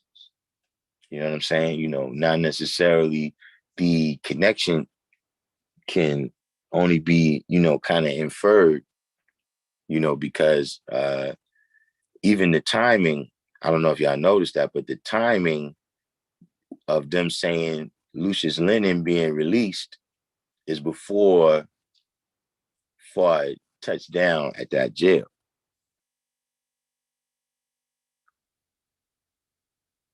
Yeah, Lucius, get around. All right, so Lord Hashim said he was a part of the Pentecostal church as a youth, because that guy, the guy they talking about, William J. Seymour, he was from Texas, and it was the white preachers from Texas was kind of that's not in this story, but if you go into the one about the Azusa Street revival, it tell you that the like the white preachers was there kind of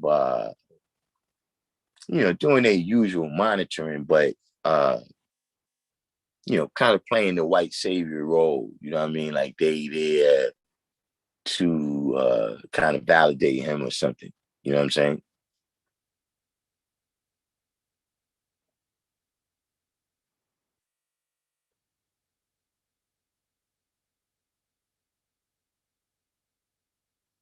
Mr. Spike said the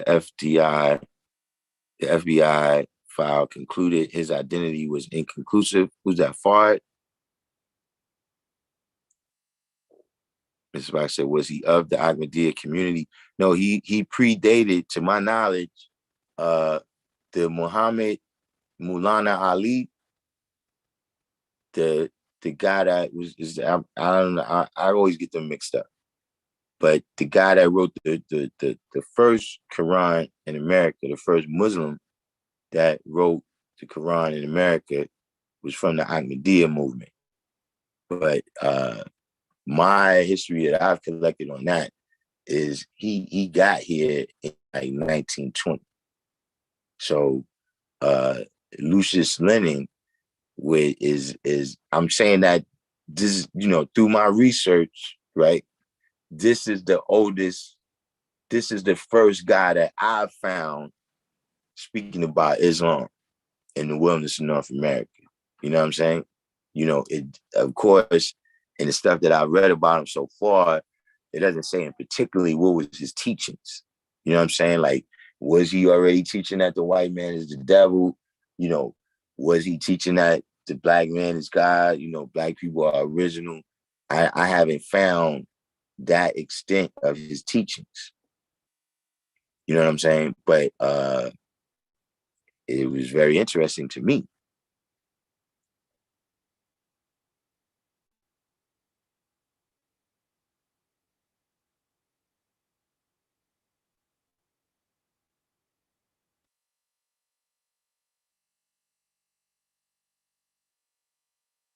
That was I don't know what say you about what do y'all think that fits in? It's just some research that I found right now. You know what I'm saying? Like perhaps I'll do some more research, you know what I'm saying, and find out more keys, right, that make the picture clearer. You know what I'm saying? But for all the claims that Far was first, uh Far really got it from Noble Drew Ali, we have Mr. Lucius Lenin.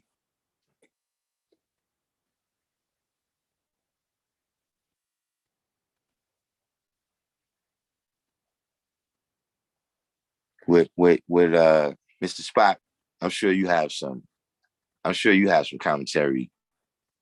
I'm sure you have some commentary on that, Mr. Spock, on what might be the origins of Islam in the wilderness of North America.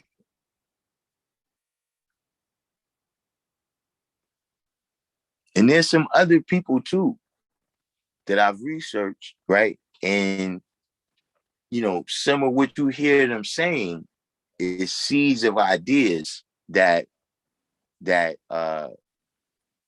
you know we end up being familiar with through the teaching. For instance, has anyone ever researched into Noble Drew Ali, right, and seen that at one point he was rolling with this guy, right? And the guy's name was the guy, like he was rolling with two guys, but the one guy who was the leader, his name was God. And the second guy that was with them, his name was John the Baptist. And Father Divine at that time his name was Jesus. And they was going around spreading their teachings until they end up falling out. Has anyone ever come across that?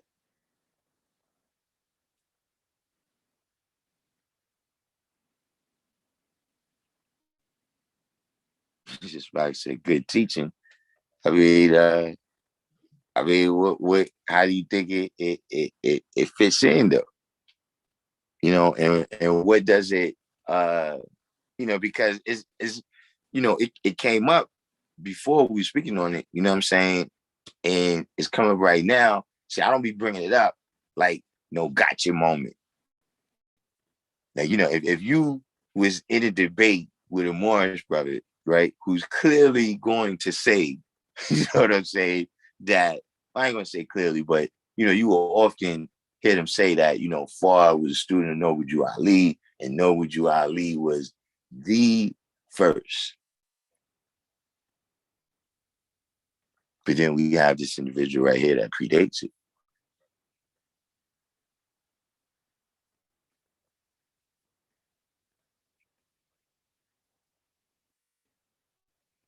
I wonder if if there was somebody that had that kind of resource and that capacity, right, to research what became of the other Black inmates, right, who was there with Lucius Leonard, right, at the time when he was there.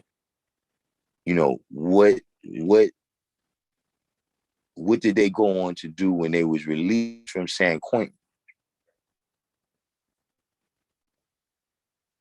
Like, were they out there planting other seeds, right, that may have eventually all coalesced, you know what I'm saying, into Morris science and OI science. You see what I'm saying? Because you hear him using a lot of the same terminologies, you know, the mother of Egypt, Sudanese, et cetera, et cetera.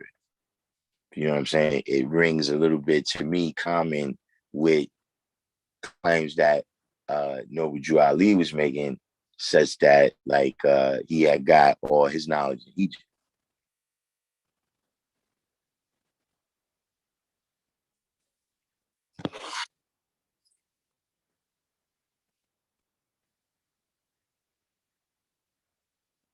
You so you never heard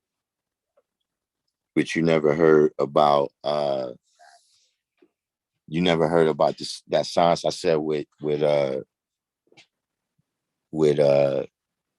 Father Divine.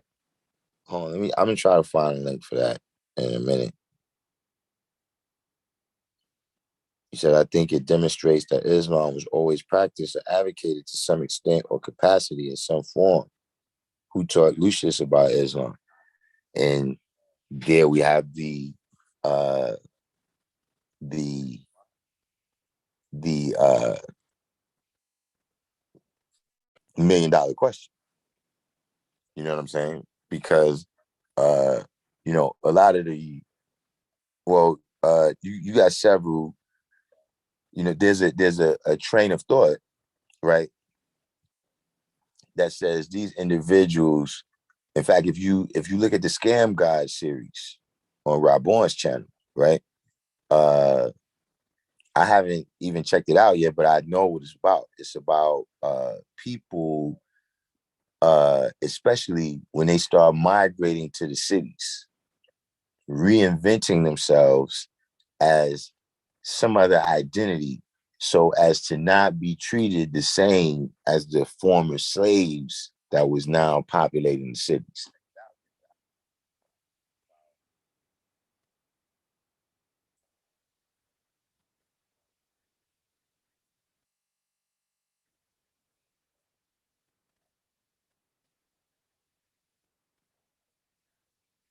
But indeed, though, that is a great question. I have not found that yet. But let me see right now. Let me check out if I can find.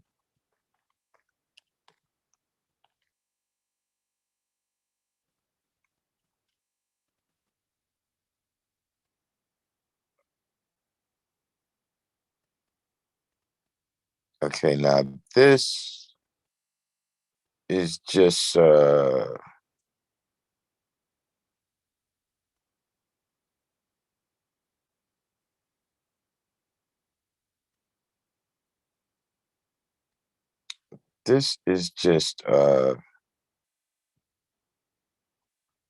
Wikipedia right here, real quick.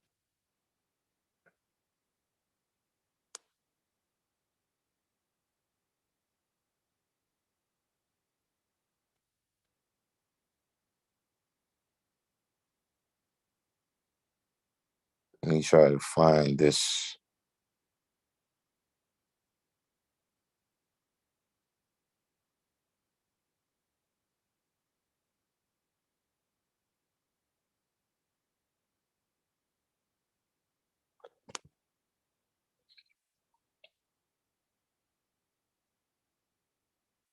It's in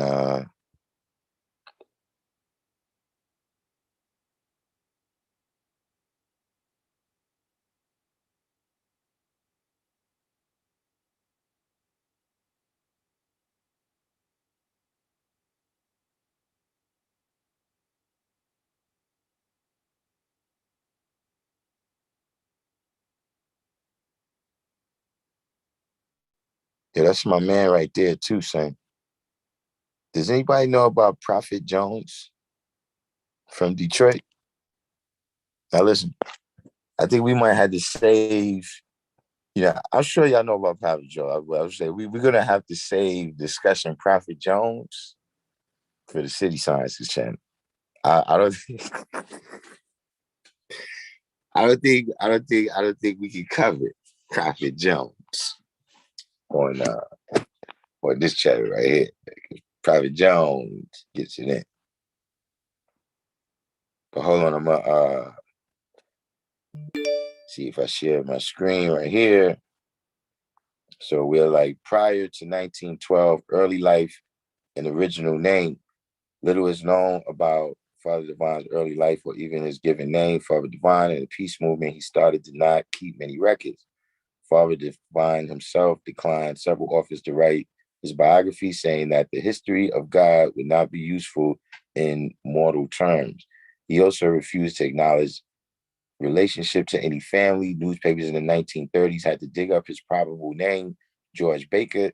This name is not recognized by the Library of Congress, and from 1979, there is no further use of that name as a heading for Father Divine in the library's catalogs.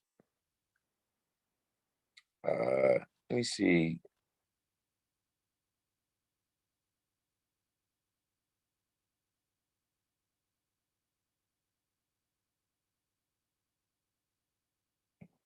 If I can find this particular part.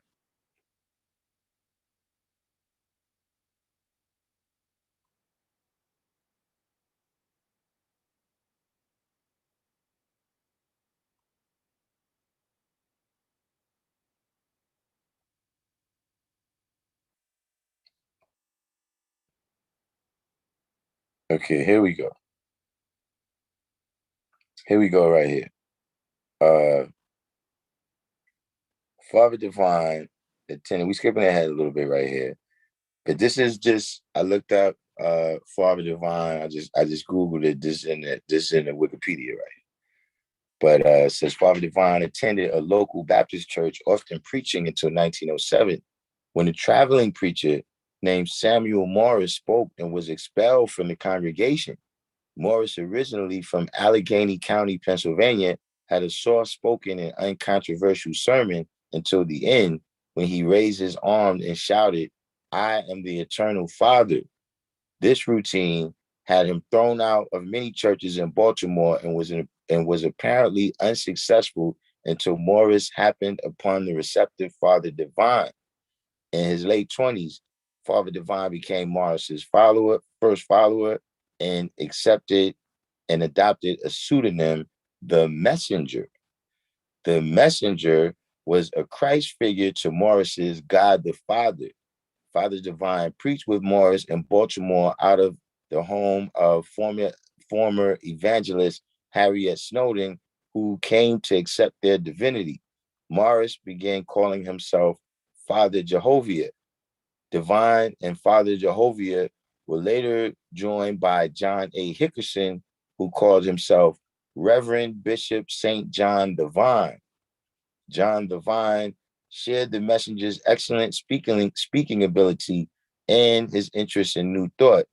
In 1912, the three-man ministry collapsed as John Divine denied Father Jehovah's monopoly on godhood, and citing 1 John 4:15 to mean God was in everyone. Whoever shall confess that Jesus is the Son of God, God dwells in him, and he in God. Father Divine had finally parted ways with his former associates, denying that Father Jehovah was God and saying that not everyone could be God. He declared that he himself was God, and the only true expression of God's spirit. Now, does that story sound slightly familiar?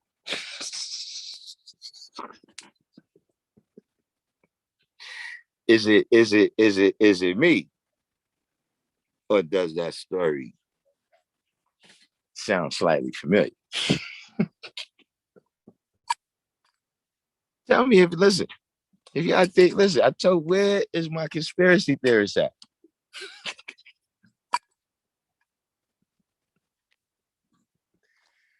But yeah, I look these people up because just through the signs, I'm saying, you often hear that Father Divine and Daddy Grace. I researched some stuff on Daddy Grace too. You know what I'm saying? And when you start going into these different researches, you see that that there's the seeds of the ideas was around.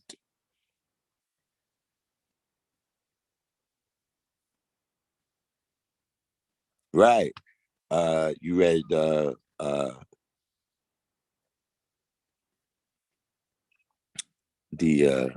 what you said was Bumpy Johnson locked up at the same time as San Quentin. I know he did a bit. Nah. Bumpy. Well, I think Bumpy died in his 60s. In the 60s. Let's Google that. We on our mission in there. But I'm saying, uh,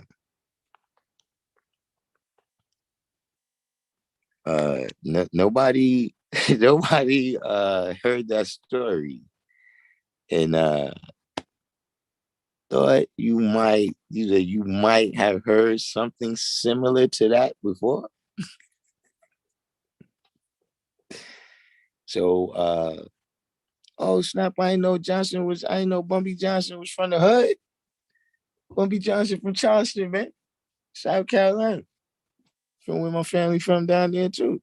I wonder if they that's side of family for me.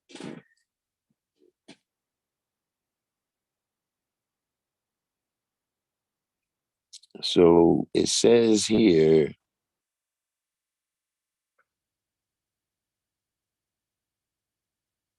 mm, mm, mm,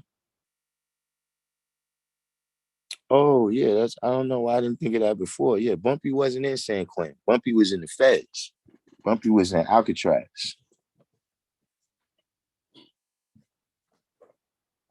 I don't know why I didn't think of that when you first asked the question.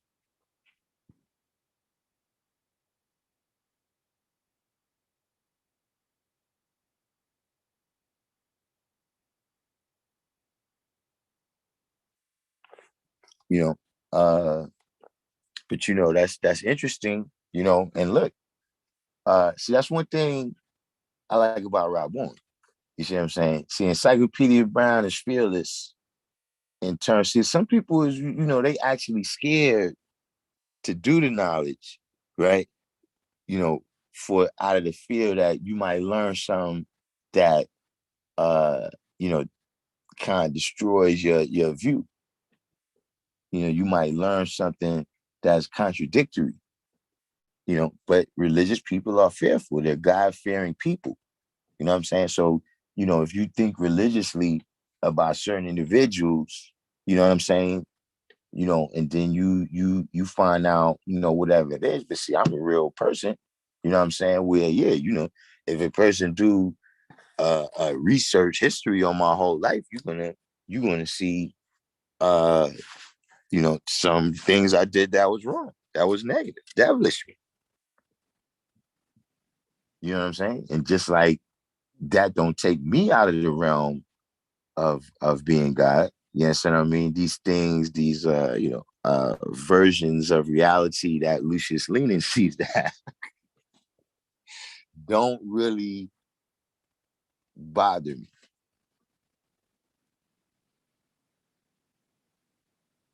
It doesn't make me, those is his things, whatever it is. Now don't get me wrong.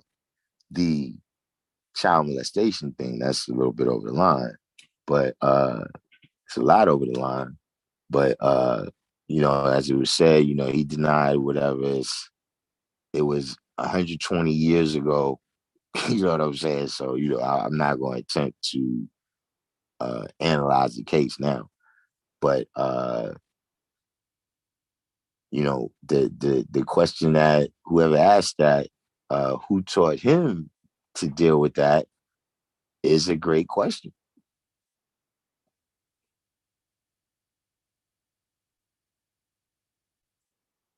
Mr. Spock said, I've also heard they were They were matter.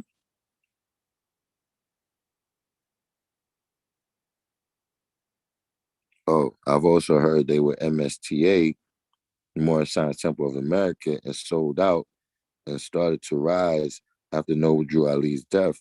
But I don't know if it holds water. It's also claimed Elijah and some of his siblings were dues paying members of the temple. Well, yeah, there's actually a picture. I've seen a picture of some people standing in front of the Morris Science Temple, and there's an individual there that they're pointing out there saying that that's far. I've even heard that far in Elijah, that uh temple number one,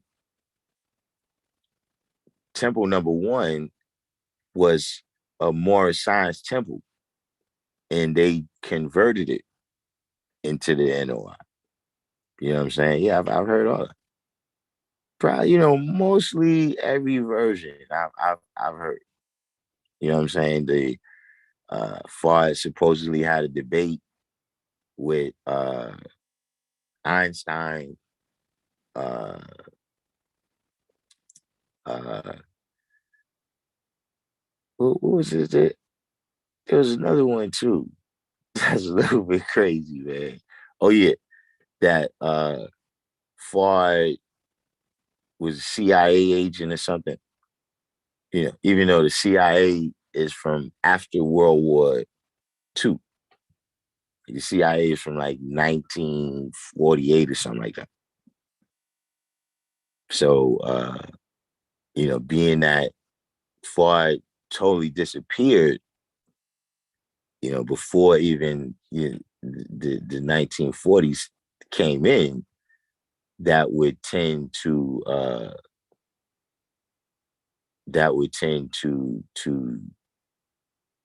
contradict that idea. Also, the idea that Fard's disappearance was connected to him being threatened by the police. Look, stop agitating our niggers and teaching them that bullshit you talking, or we're gonna kill you. Uh, what's another one out there? Well, yeah, you have Muhammad Ali's second wife saying that she met Fard. You have Muhammad Ali saying, I talk to God every day, at the time when he's a part of the NOI. Um, is there any, did I miss any?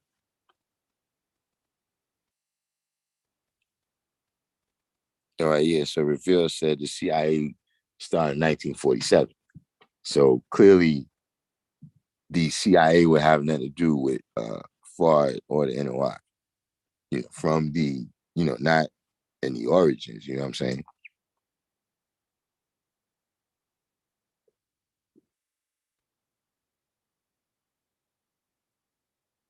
So Self-I Bill said he's seen a video with Elijah's brother saying that Elijah went in the MSTA as a visitor. Uh, that is another question, right? In terms of even amongst the early NOI, right? There's some dispute about what was Fard's teachings.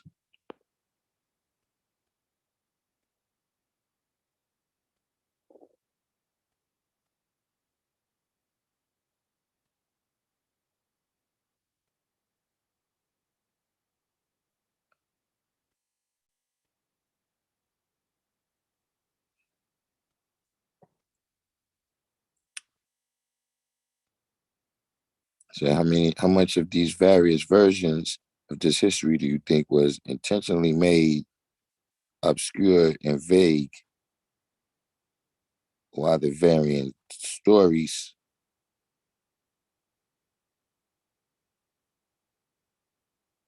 Reveal 360 said E.L. Hunt supposedly funded NOI and KKK.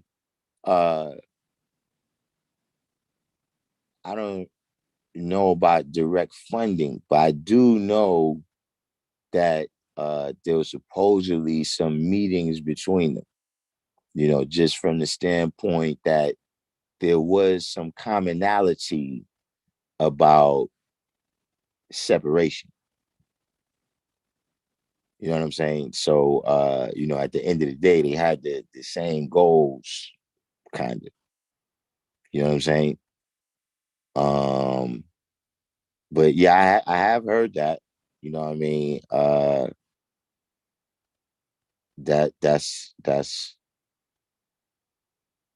That's also interesting. Uh, but you said why the various stories? Um, well, I do agree with that train of thought that a lot of people were reinventing themselves. You know what I'm saying?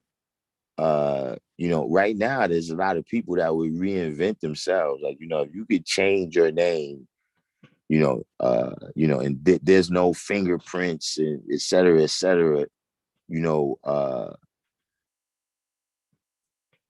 uh, where you could just go and live a whole new life. You know what I'm saying? Go into different states, different countries and kind of reset. You know what I mean? There's no cameras, there's no geo tracking. So I do think there was a lot of people that, like I said, went into the cities and reinvented themselves. You know what I'm saying? Um, so that would be one reason. You know what I'm saying? Uh, let's not leave out, when we talk about all the possibilities, let's not leave out some outright lying. That's it. That's the thing. Um, but ultimately, I think that and this is another reason why I'm not somebody that goes back thousands of years and try to identify every person, is the fact that things get lost to history. You know what I'm saying? And even from my own standpoint, there's uh there's that aspect where you don't realize that what you're doing right now is history. You know what I'm saying? Like today we was at the school, we was building about different things. And when did that happen? Like, was that what that was? 91, 93? Nah. That was like 95 when I, you know what I'm saying? Because at the time, you just living your life. You know what I'm saying? And a lot of this stuff is in retrospect.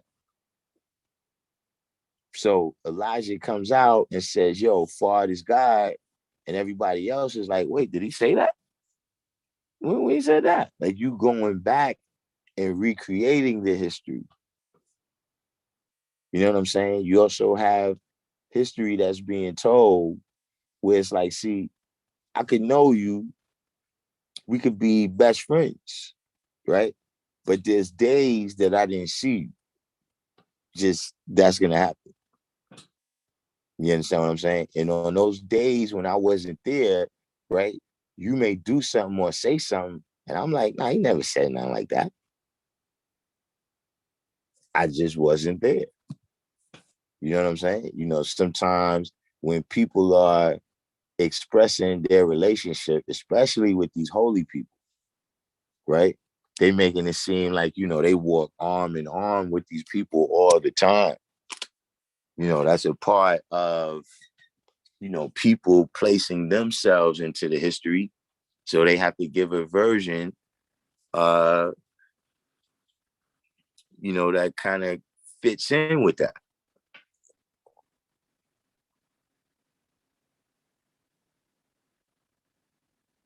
You said maybe they thought who was a Pinkerton? You were talking about Pinkerton, the detective agency that became the FBI?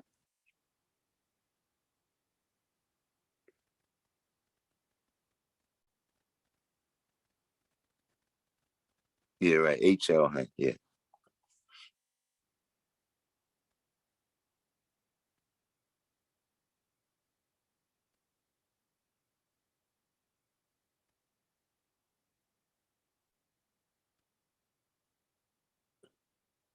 Yeah, that's true.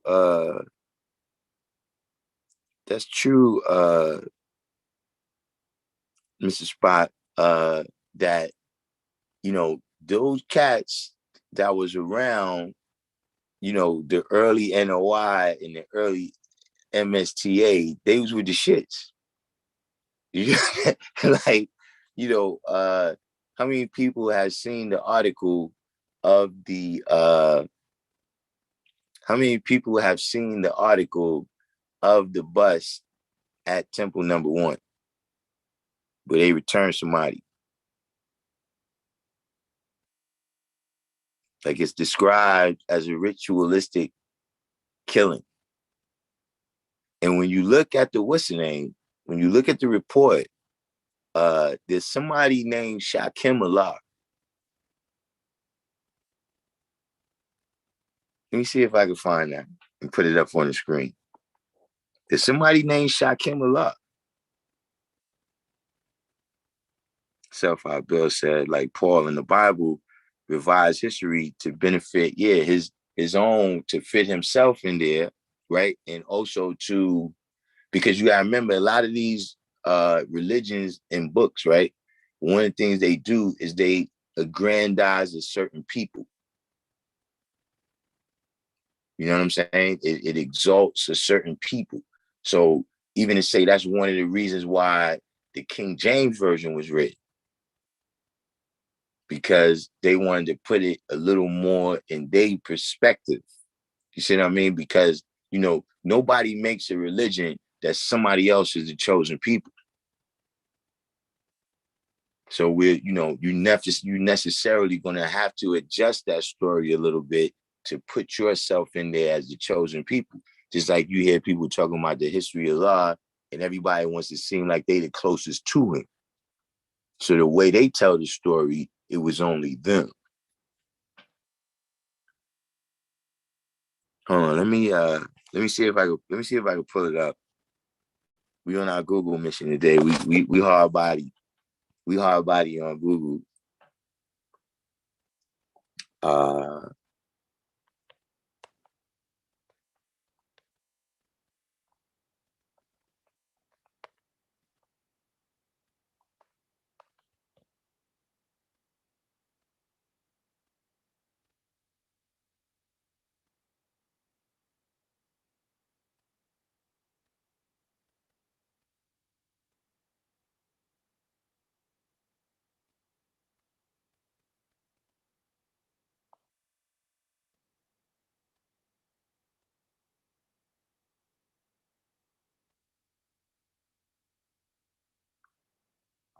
all right. I found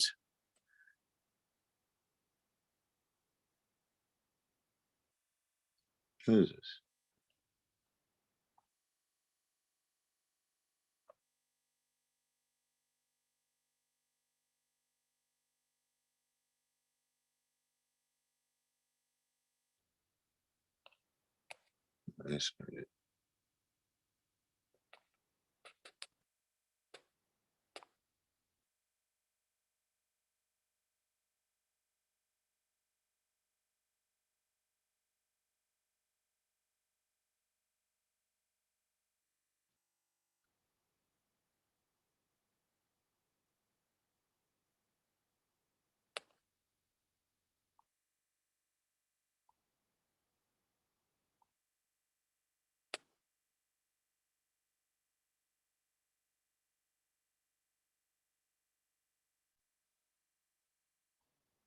I'm looking for this.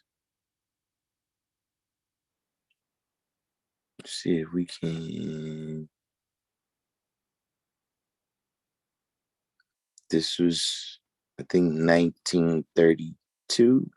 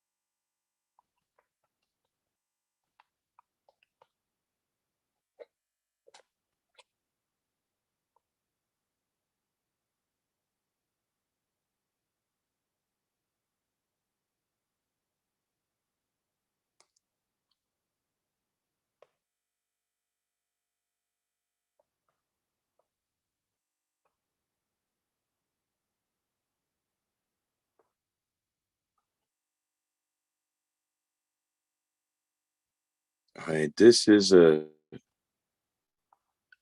like a PDF journal, the Journal of Interreligious Studies by Danielle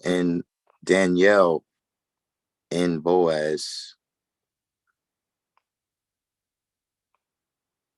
I'm going to put the link. This is not the actual original. There's a newspaper article that I actually read at first.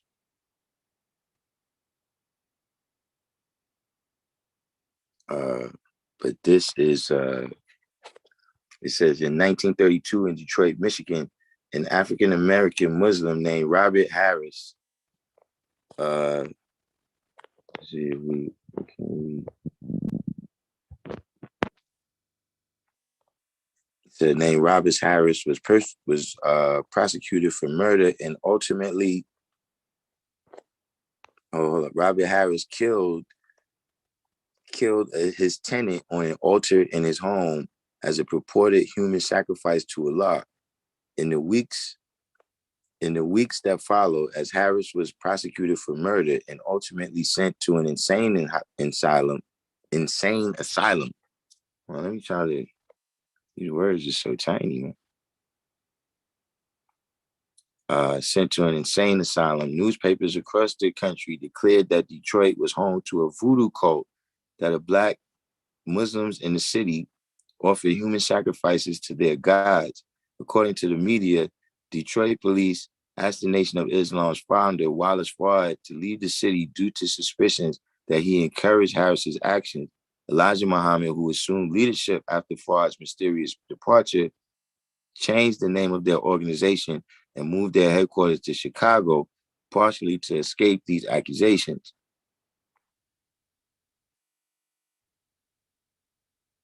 This is, hold up, I want to see if I could find the part where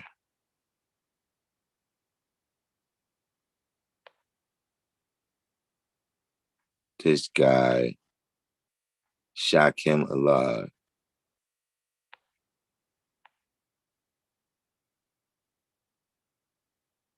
that was what was bugged to me.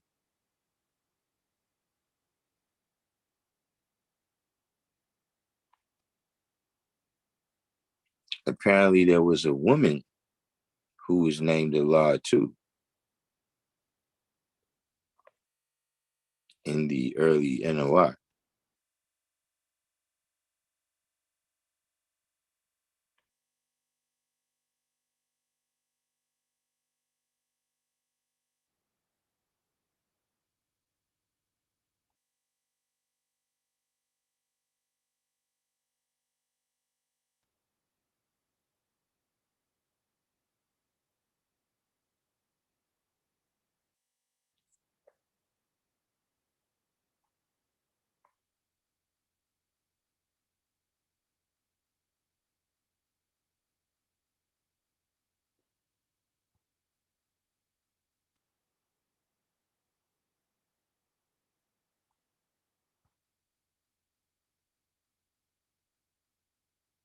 This is a little bit all over the place, this particular article, but it is interesting. It's some interesting things in there if y'all want to check it out.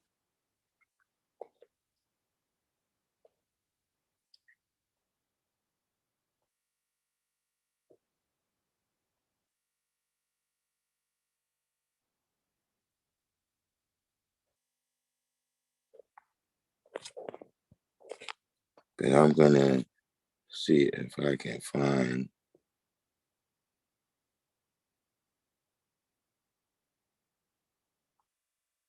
Let me see.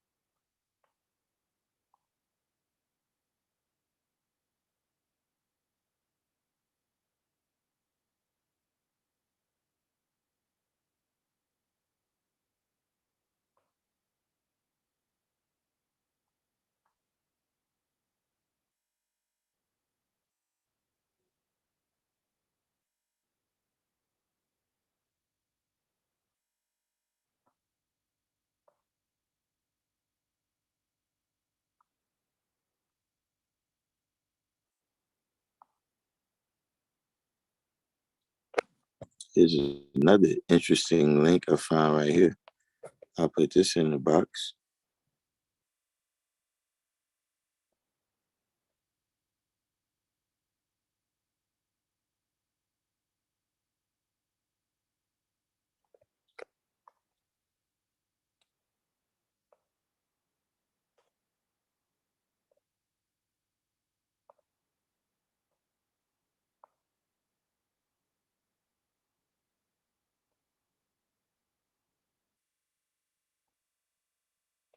Okay, so this is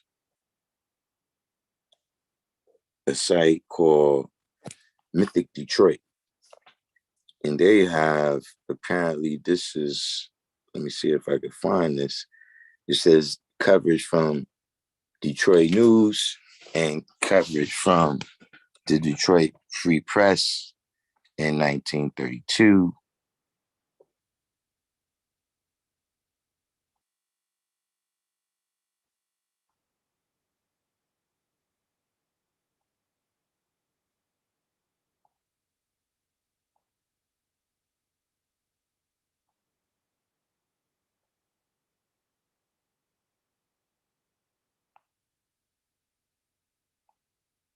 Looking for this.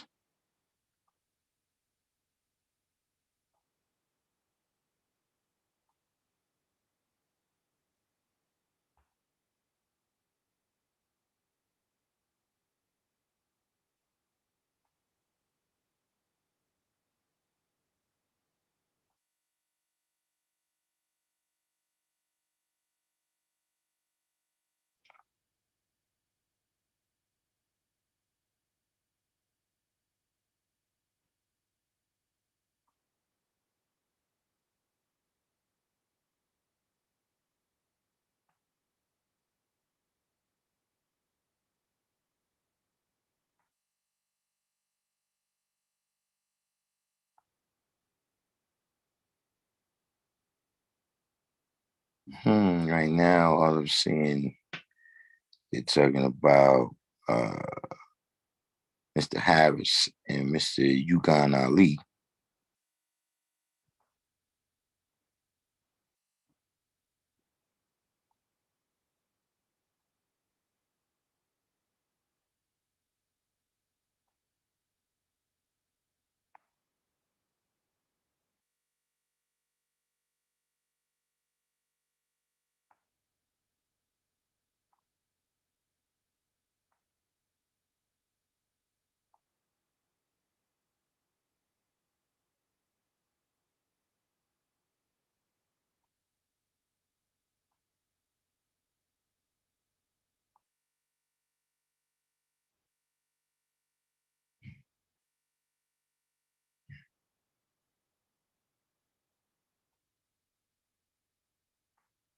I always thought about this event.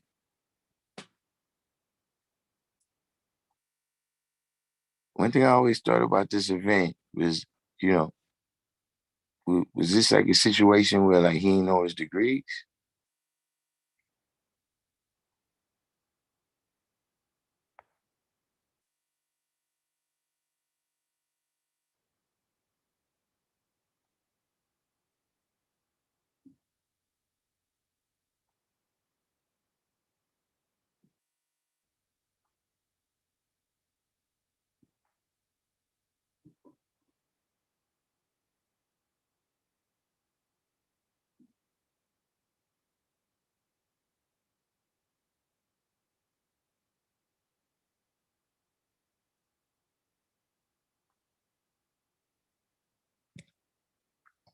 See.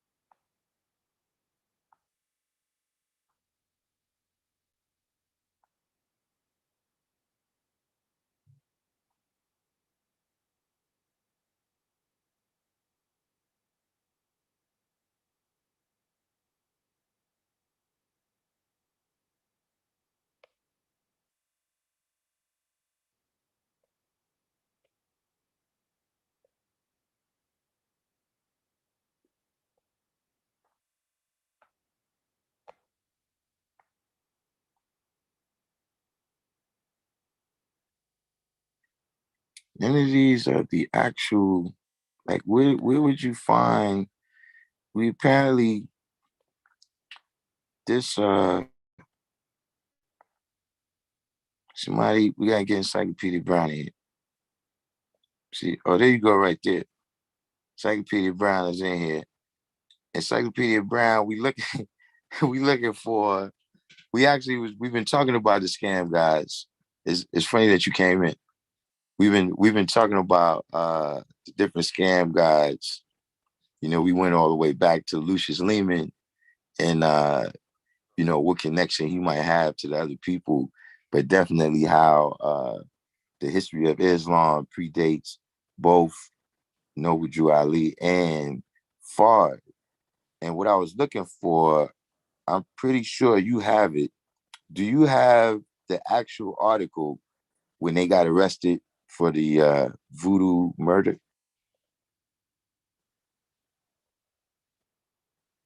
Like I put a link, this site right here, Mythic Detroit. You anybody can you click on that link and it tell you all about it. And it got whistle names. But uh uh I mean basically we was going into once we started with that topic, all the various versions of events. You know what I mean? A lot of the brothers that they knew or they didn't know about the dude Morris with Father Divine when he was God the Father and they had Saint John and he was the messenger. You know what I'm saying? And what was it that we read that it's so we read that yeah, it was the same story from 1964. Oh, nah, that was the story. That the way they fell out was parallel to or the way they went their separate ways was parallel to what happened with the 5%.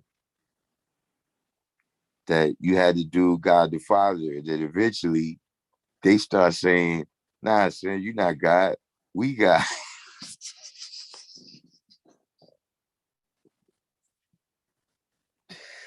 But yeah, y'all can check out that link. See, I'm looking for the actual article. I'm looking for the actual article because in the article I recall there being somebody named Shakim Allah that got arrested.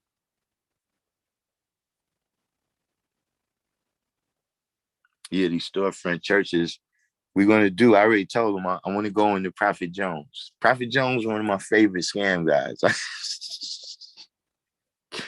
I like Prophet Jones. Say Prophet Jones is one of the scam gods.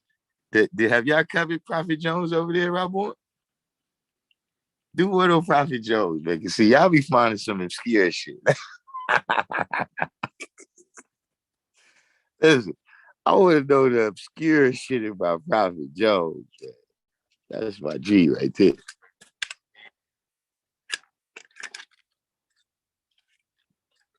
Jones. Prophet Jones don't even step into church till like 1 a.m, son.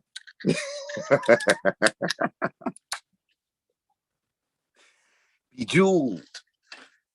Prophet Jones coming and jeweled up, son. It's pimping, pimping. Prophet Jones was the pimping, son.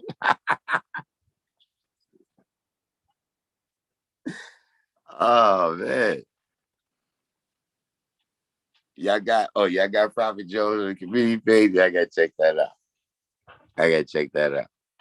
But yeah, we was talking about all of these different things that, they loosely connected, but we don't have the definitive, we can't go into debate forums and necessarily say that this is true or not. You know what I'm saying? But we do see where lots of seeds, lots of the seeds of what became the teachings was already there. You know what I'm saying? People identifying themselves as God, uh, people associating themselves with the East and Islam, et cetera, et cetera. You know what I'm saying? But we was just having a little oh yeah, I forgot about that. We could let me share the screen over here once again.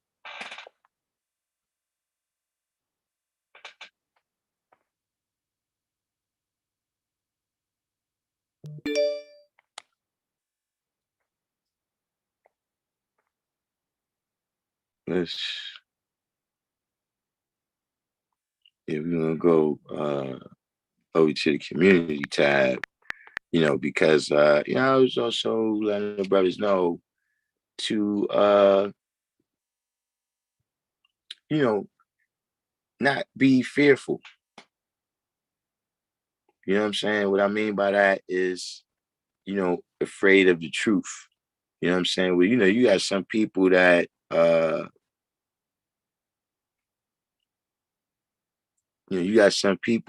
even if you just present a certain idea to them, right, they'll be against it because they won't even be against it. Like they would be against even, you know, in taking the information, you know what I'm saying, to even begin to try to analyze it, you know what I'm saying? Because they're afraid that they'll see something contradictory.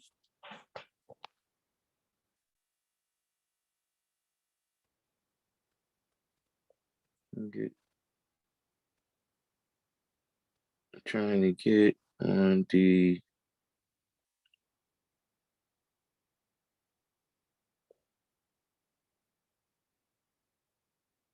okay.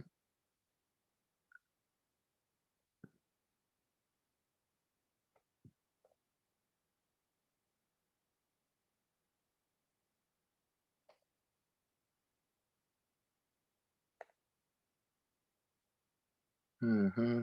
Let me see. Okay, here we go.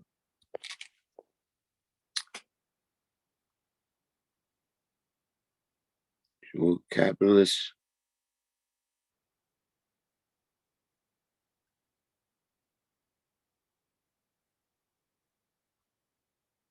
Be looking for Mr. Prophet Jones, the pimpin'. I don't know how Private Joe's not more famous, man. Who's this? Bishop Turner of Atlanta? I gotta check this one out. I don't even know Bishop Turner. At least I don't think I do. What's it say? Vegan Aboriginal feather perfume. Yeah, I gotta stop, man. Colored Reading Society, 1828. The Colored Reading Society for Mental Improvement, also referred to as the Reading Room Society, was established in Philadelphia in 1828 by William Whipper. One of the founders described the society's purpose. God damn it. Described the society's purpose in an address to the group at Wesley Church. It shall be our whole duty to instruct and assist each other in the improvement of our minds, as we wish to see the flame of improvement spreading amongst our brethren and friends. Per the society's constitution, all monies received by this society, with the exception of wood, light, rent, etc., is to be expended in useful books. A librarian would be in charge of the books, which members could borrow for 1 week. Those who failed to return their books on time were charged a fine. The society's collection focused on classical texts, bell letters, works by English writers, and books on ecclesiastical history and Pennsylvania law. That's quite a group of books to learn on right there. Learn how to read out of law book.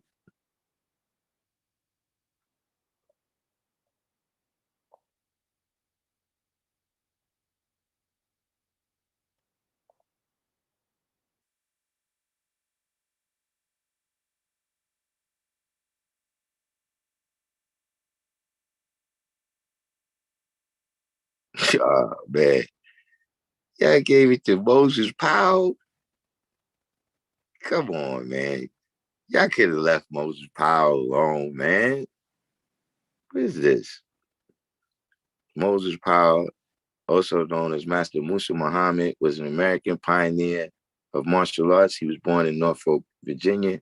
He held the rank of 10th degree black belt and was famous for his one finger forward roll. Moses Powell was the first martial artist invited to perform a demonstration in front of the United Nations, one of the first African Americans to instruct the DA, FBI, and the Secret Service in martial arts. He was also featured. He was also a featured demonstrator at New York's World's Fair in 1965, notable for being a black martial artist of minority ethnicity in the United States. He served as an instructor to movie star Wesley Snipes. He appeared in the documentary The Warrior Within, along with Chuck Norris. He was also the founder of the Sinusis Ryu Jiu-Jitsu system. Additionally, he never co-signed any other systems. Gonna put Moses Powell on the scam, guys, man. Have you guys no respect?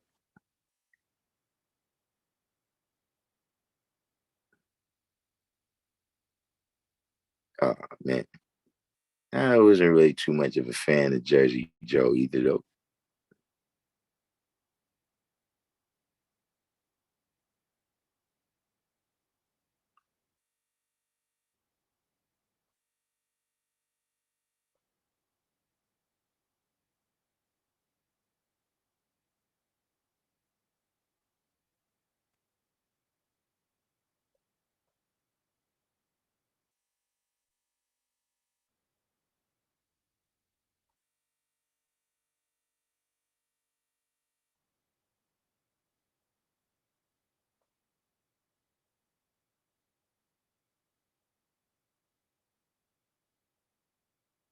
Mm-mm-mm.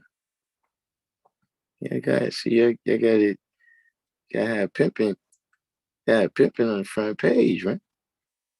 Put pimping all the way back here. Hey, did you hear Rob Bourne? We covered it early. Oh, Jane, take it down. All right. But did you see earlier? Did you see earlier, Rob Bourne? There was a hold on, let me come back. over to YouTubian. We had covered another article earlier where the French government had they had a vote. You know, it was the phoniness is crazy, but they had a vote that they were going to repatriate 26 artifacts to Benin and Senegal. You know, me personally, I'd rather the cash. If I if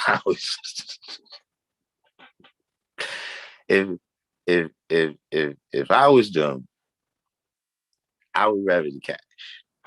Like you always a couple quadrillion by now. You know, with interest, you know, you gotta bring that up to interest. You gotta put that, you know, if you're gonna pay me back, you know, I don't want reparations in 1865 money. I need you to account for inflation and give me that in 2021 money. But the funny thing about the article though was that as you read on throughout the article, it said that in fact they have laws that date back to the 16th century that prevent them from repatriating anything that they have. Once it's in their hands, it's theirs.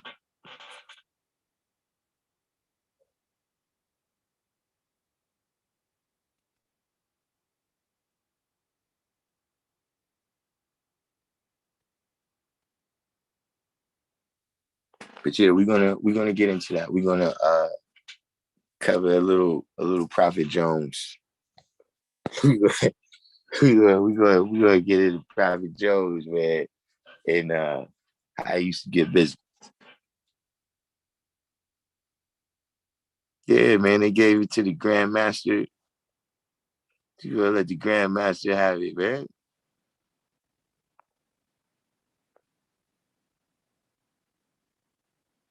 But yeah, that's basically yeah. We've been talking about all the scam guys. We didn't really get into Daddy Grace.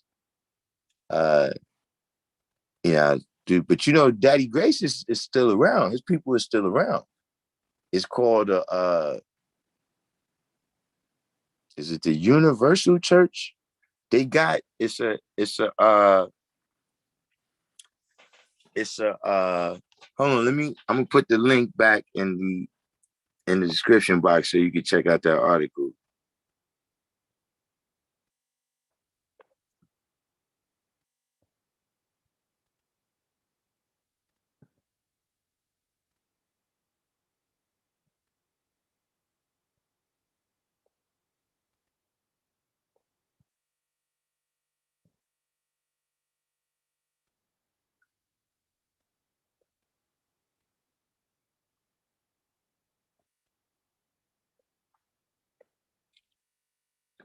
Here we go.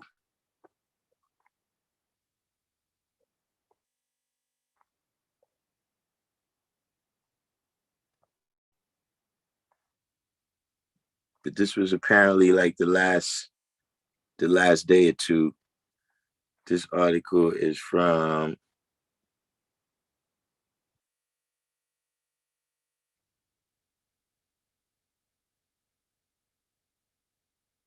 actually it's a little bit old.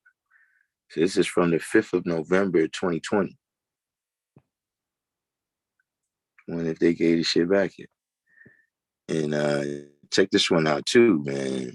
About this here is about the how the court system is you know, in this particular article what they talking about is a county in Tennessee is you know, doing some things that could have some very detrimental effects on the young. Where like this judge down there has been unlawfully locking up minority children as young as 8 years old.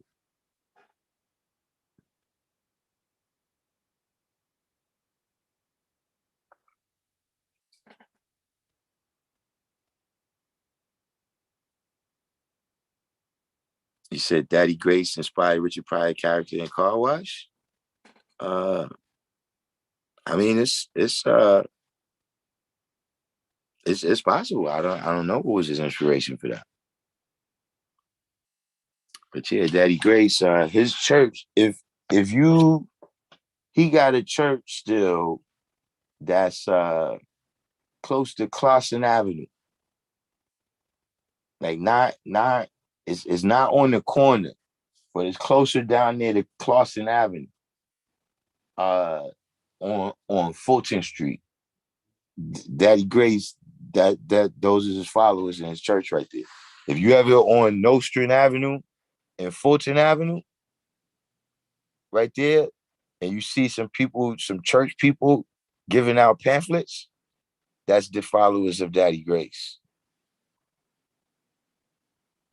And for what I understand, Father Divine still got some people out there in Pennsylvania, but because uh, you know, abstinence was supposed to be being practiced amongst them, so they don't have no babies.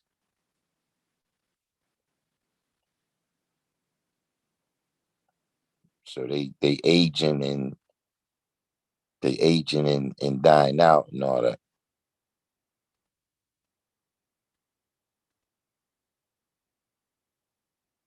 But that's interesting. I didn't know. That's interesting. I didn't know that that's where Richard Pryor got the inspiration for that. But yeah, Daddy Grace, he West Indian too.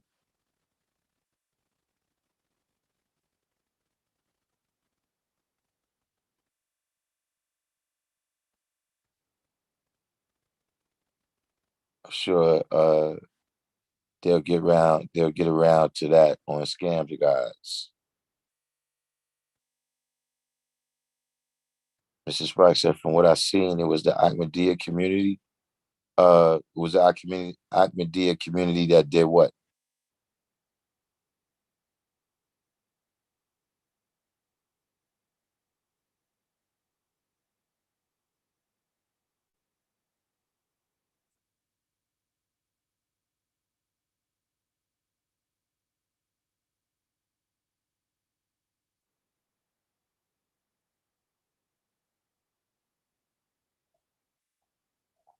Let me see if we can find a picture.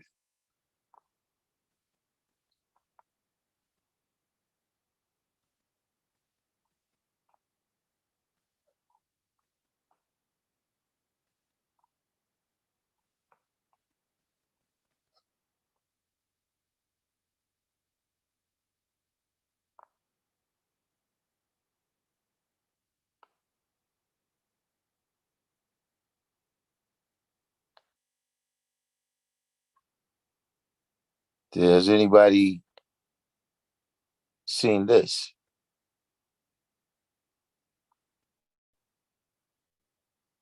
I'm about to bring up some right now on the screen.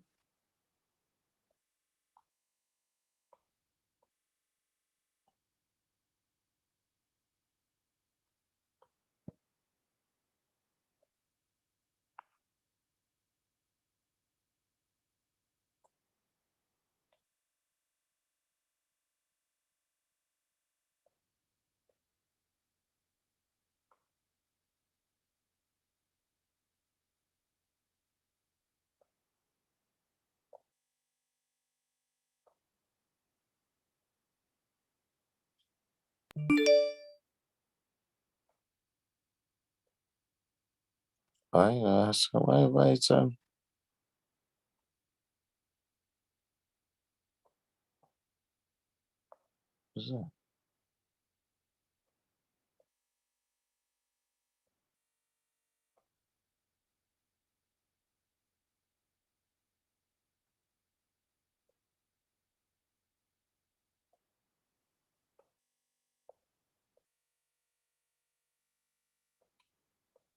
About to pull some up.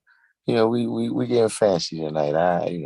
Plus I've been fasting 3 days, so the mind is expanded right now. I can't get into this little mundane shit.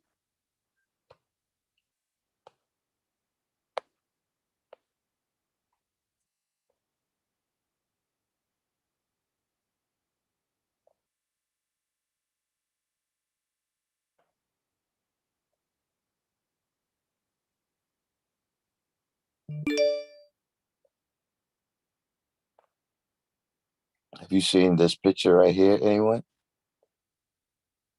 This woman right here to the right is Khadija Ali. This is Elijah. This is Muhammad Ali's second wife. And this is who she claimed is father. She said Elijah Muhammad introduced her to this individual as father. If you want to hear her talking about it, you have to look up a video by a brother named Omar Shabazz. It's on YouTube, or it was on YouTube, and she's presenting that idea. There's also a young lady from the Ahmadiyya movement that made an assertion that Fard was a member of the Ahmadiyya movement.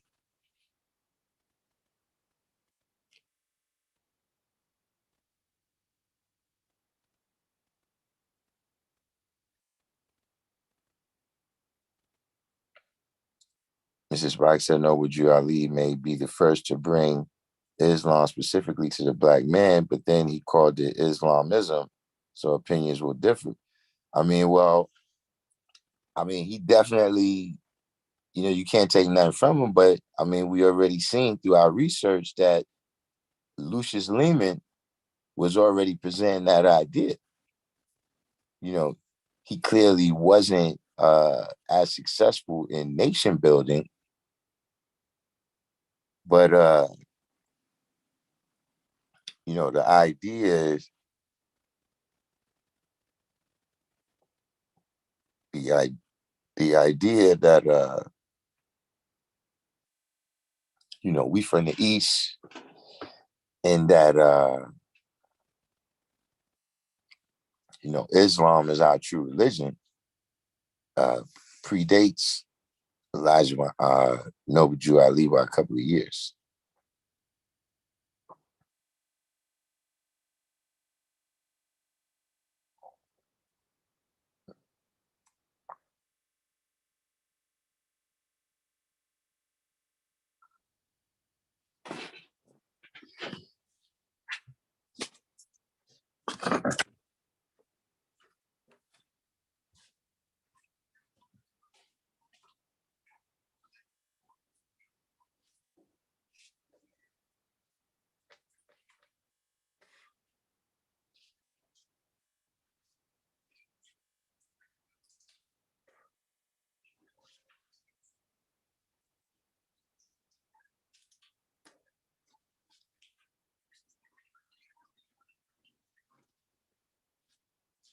But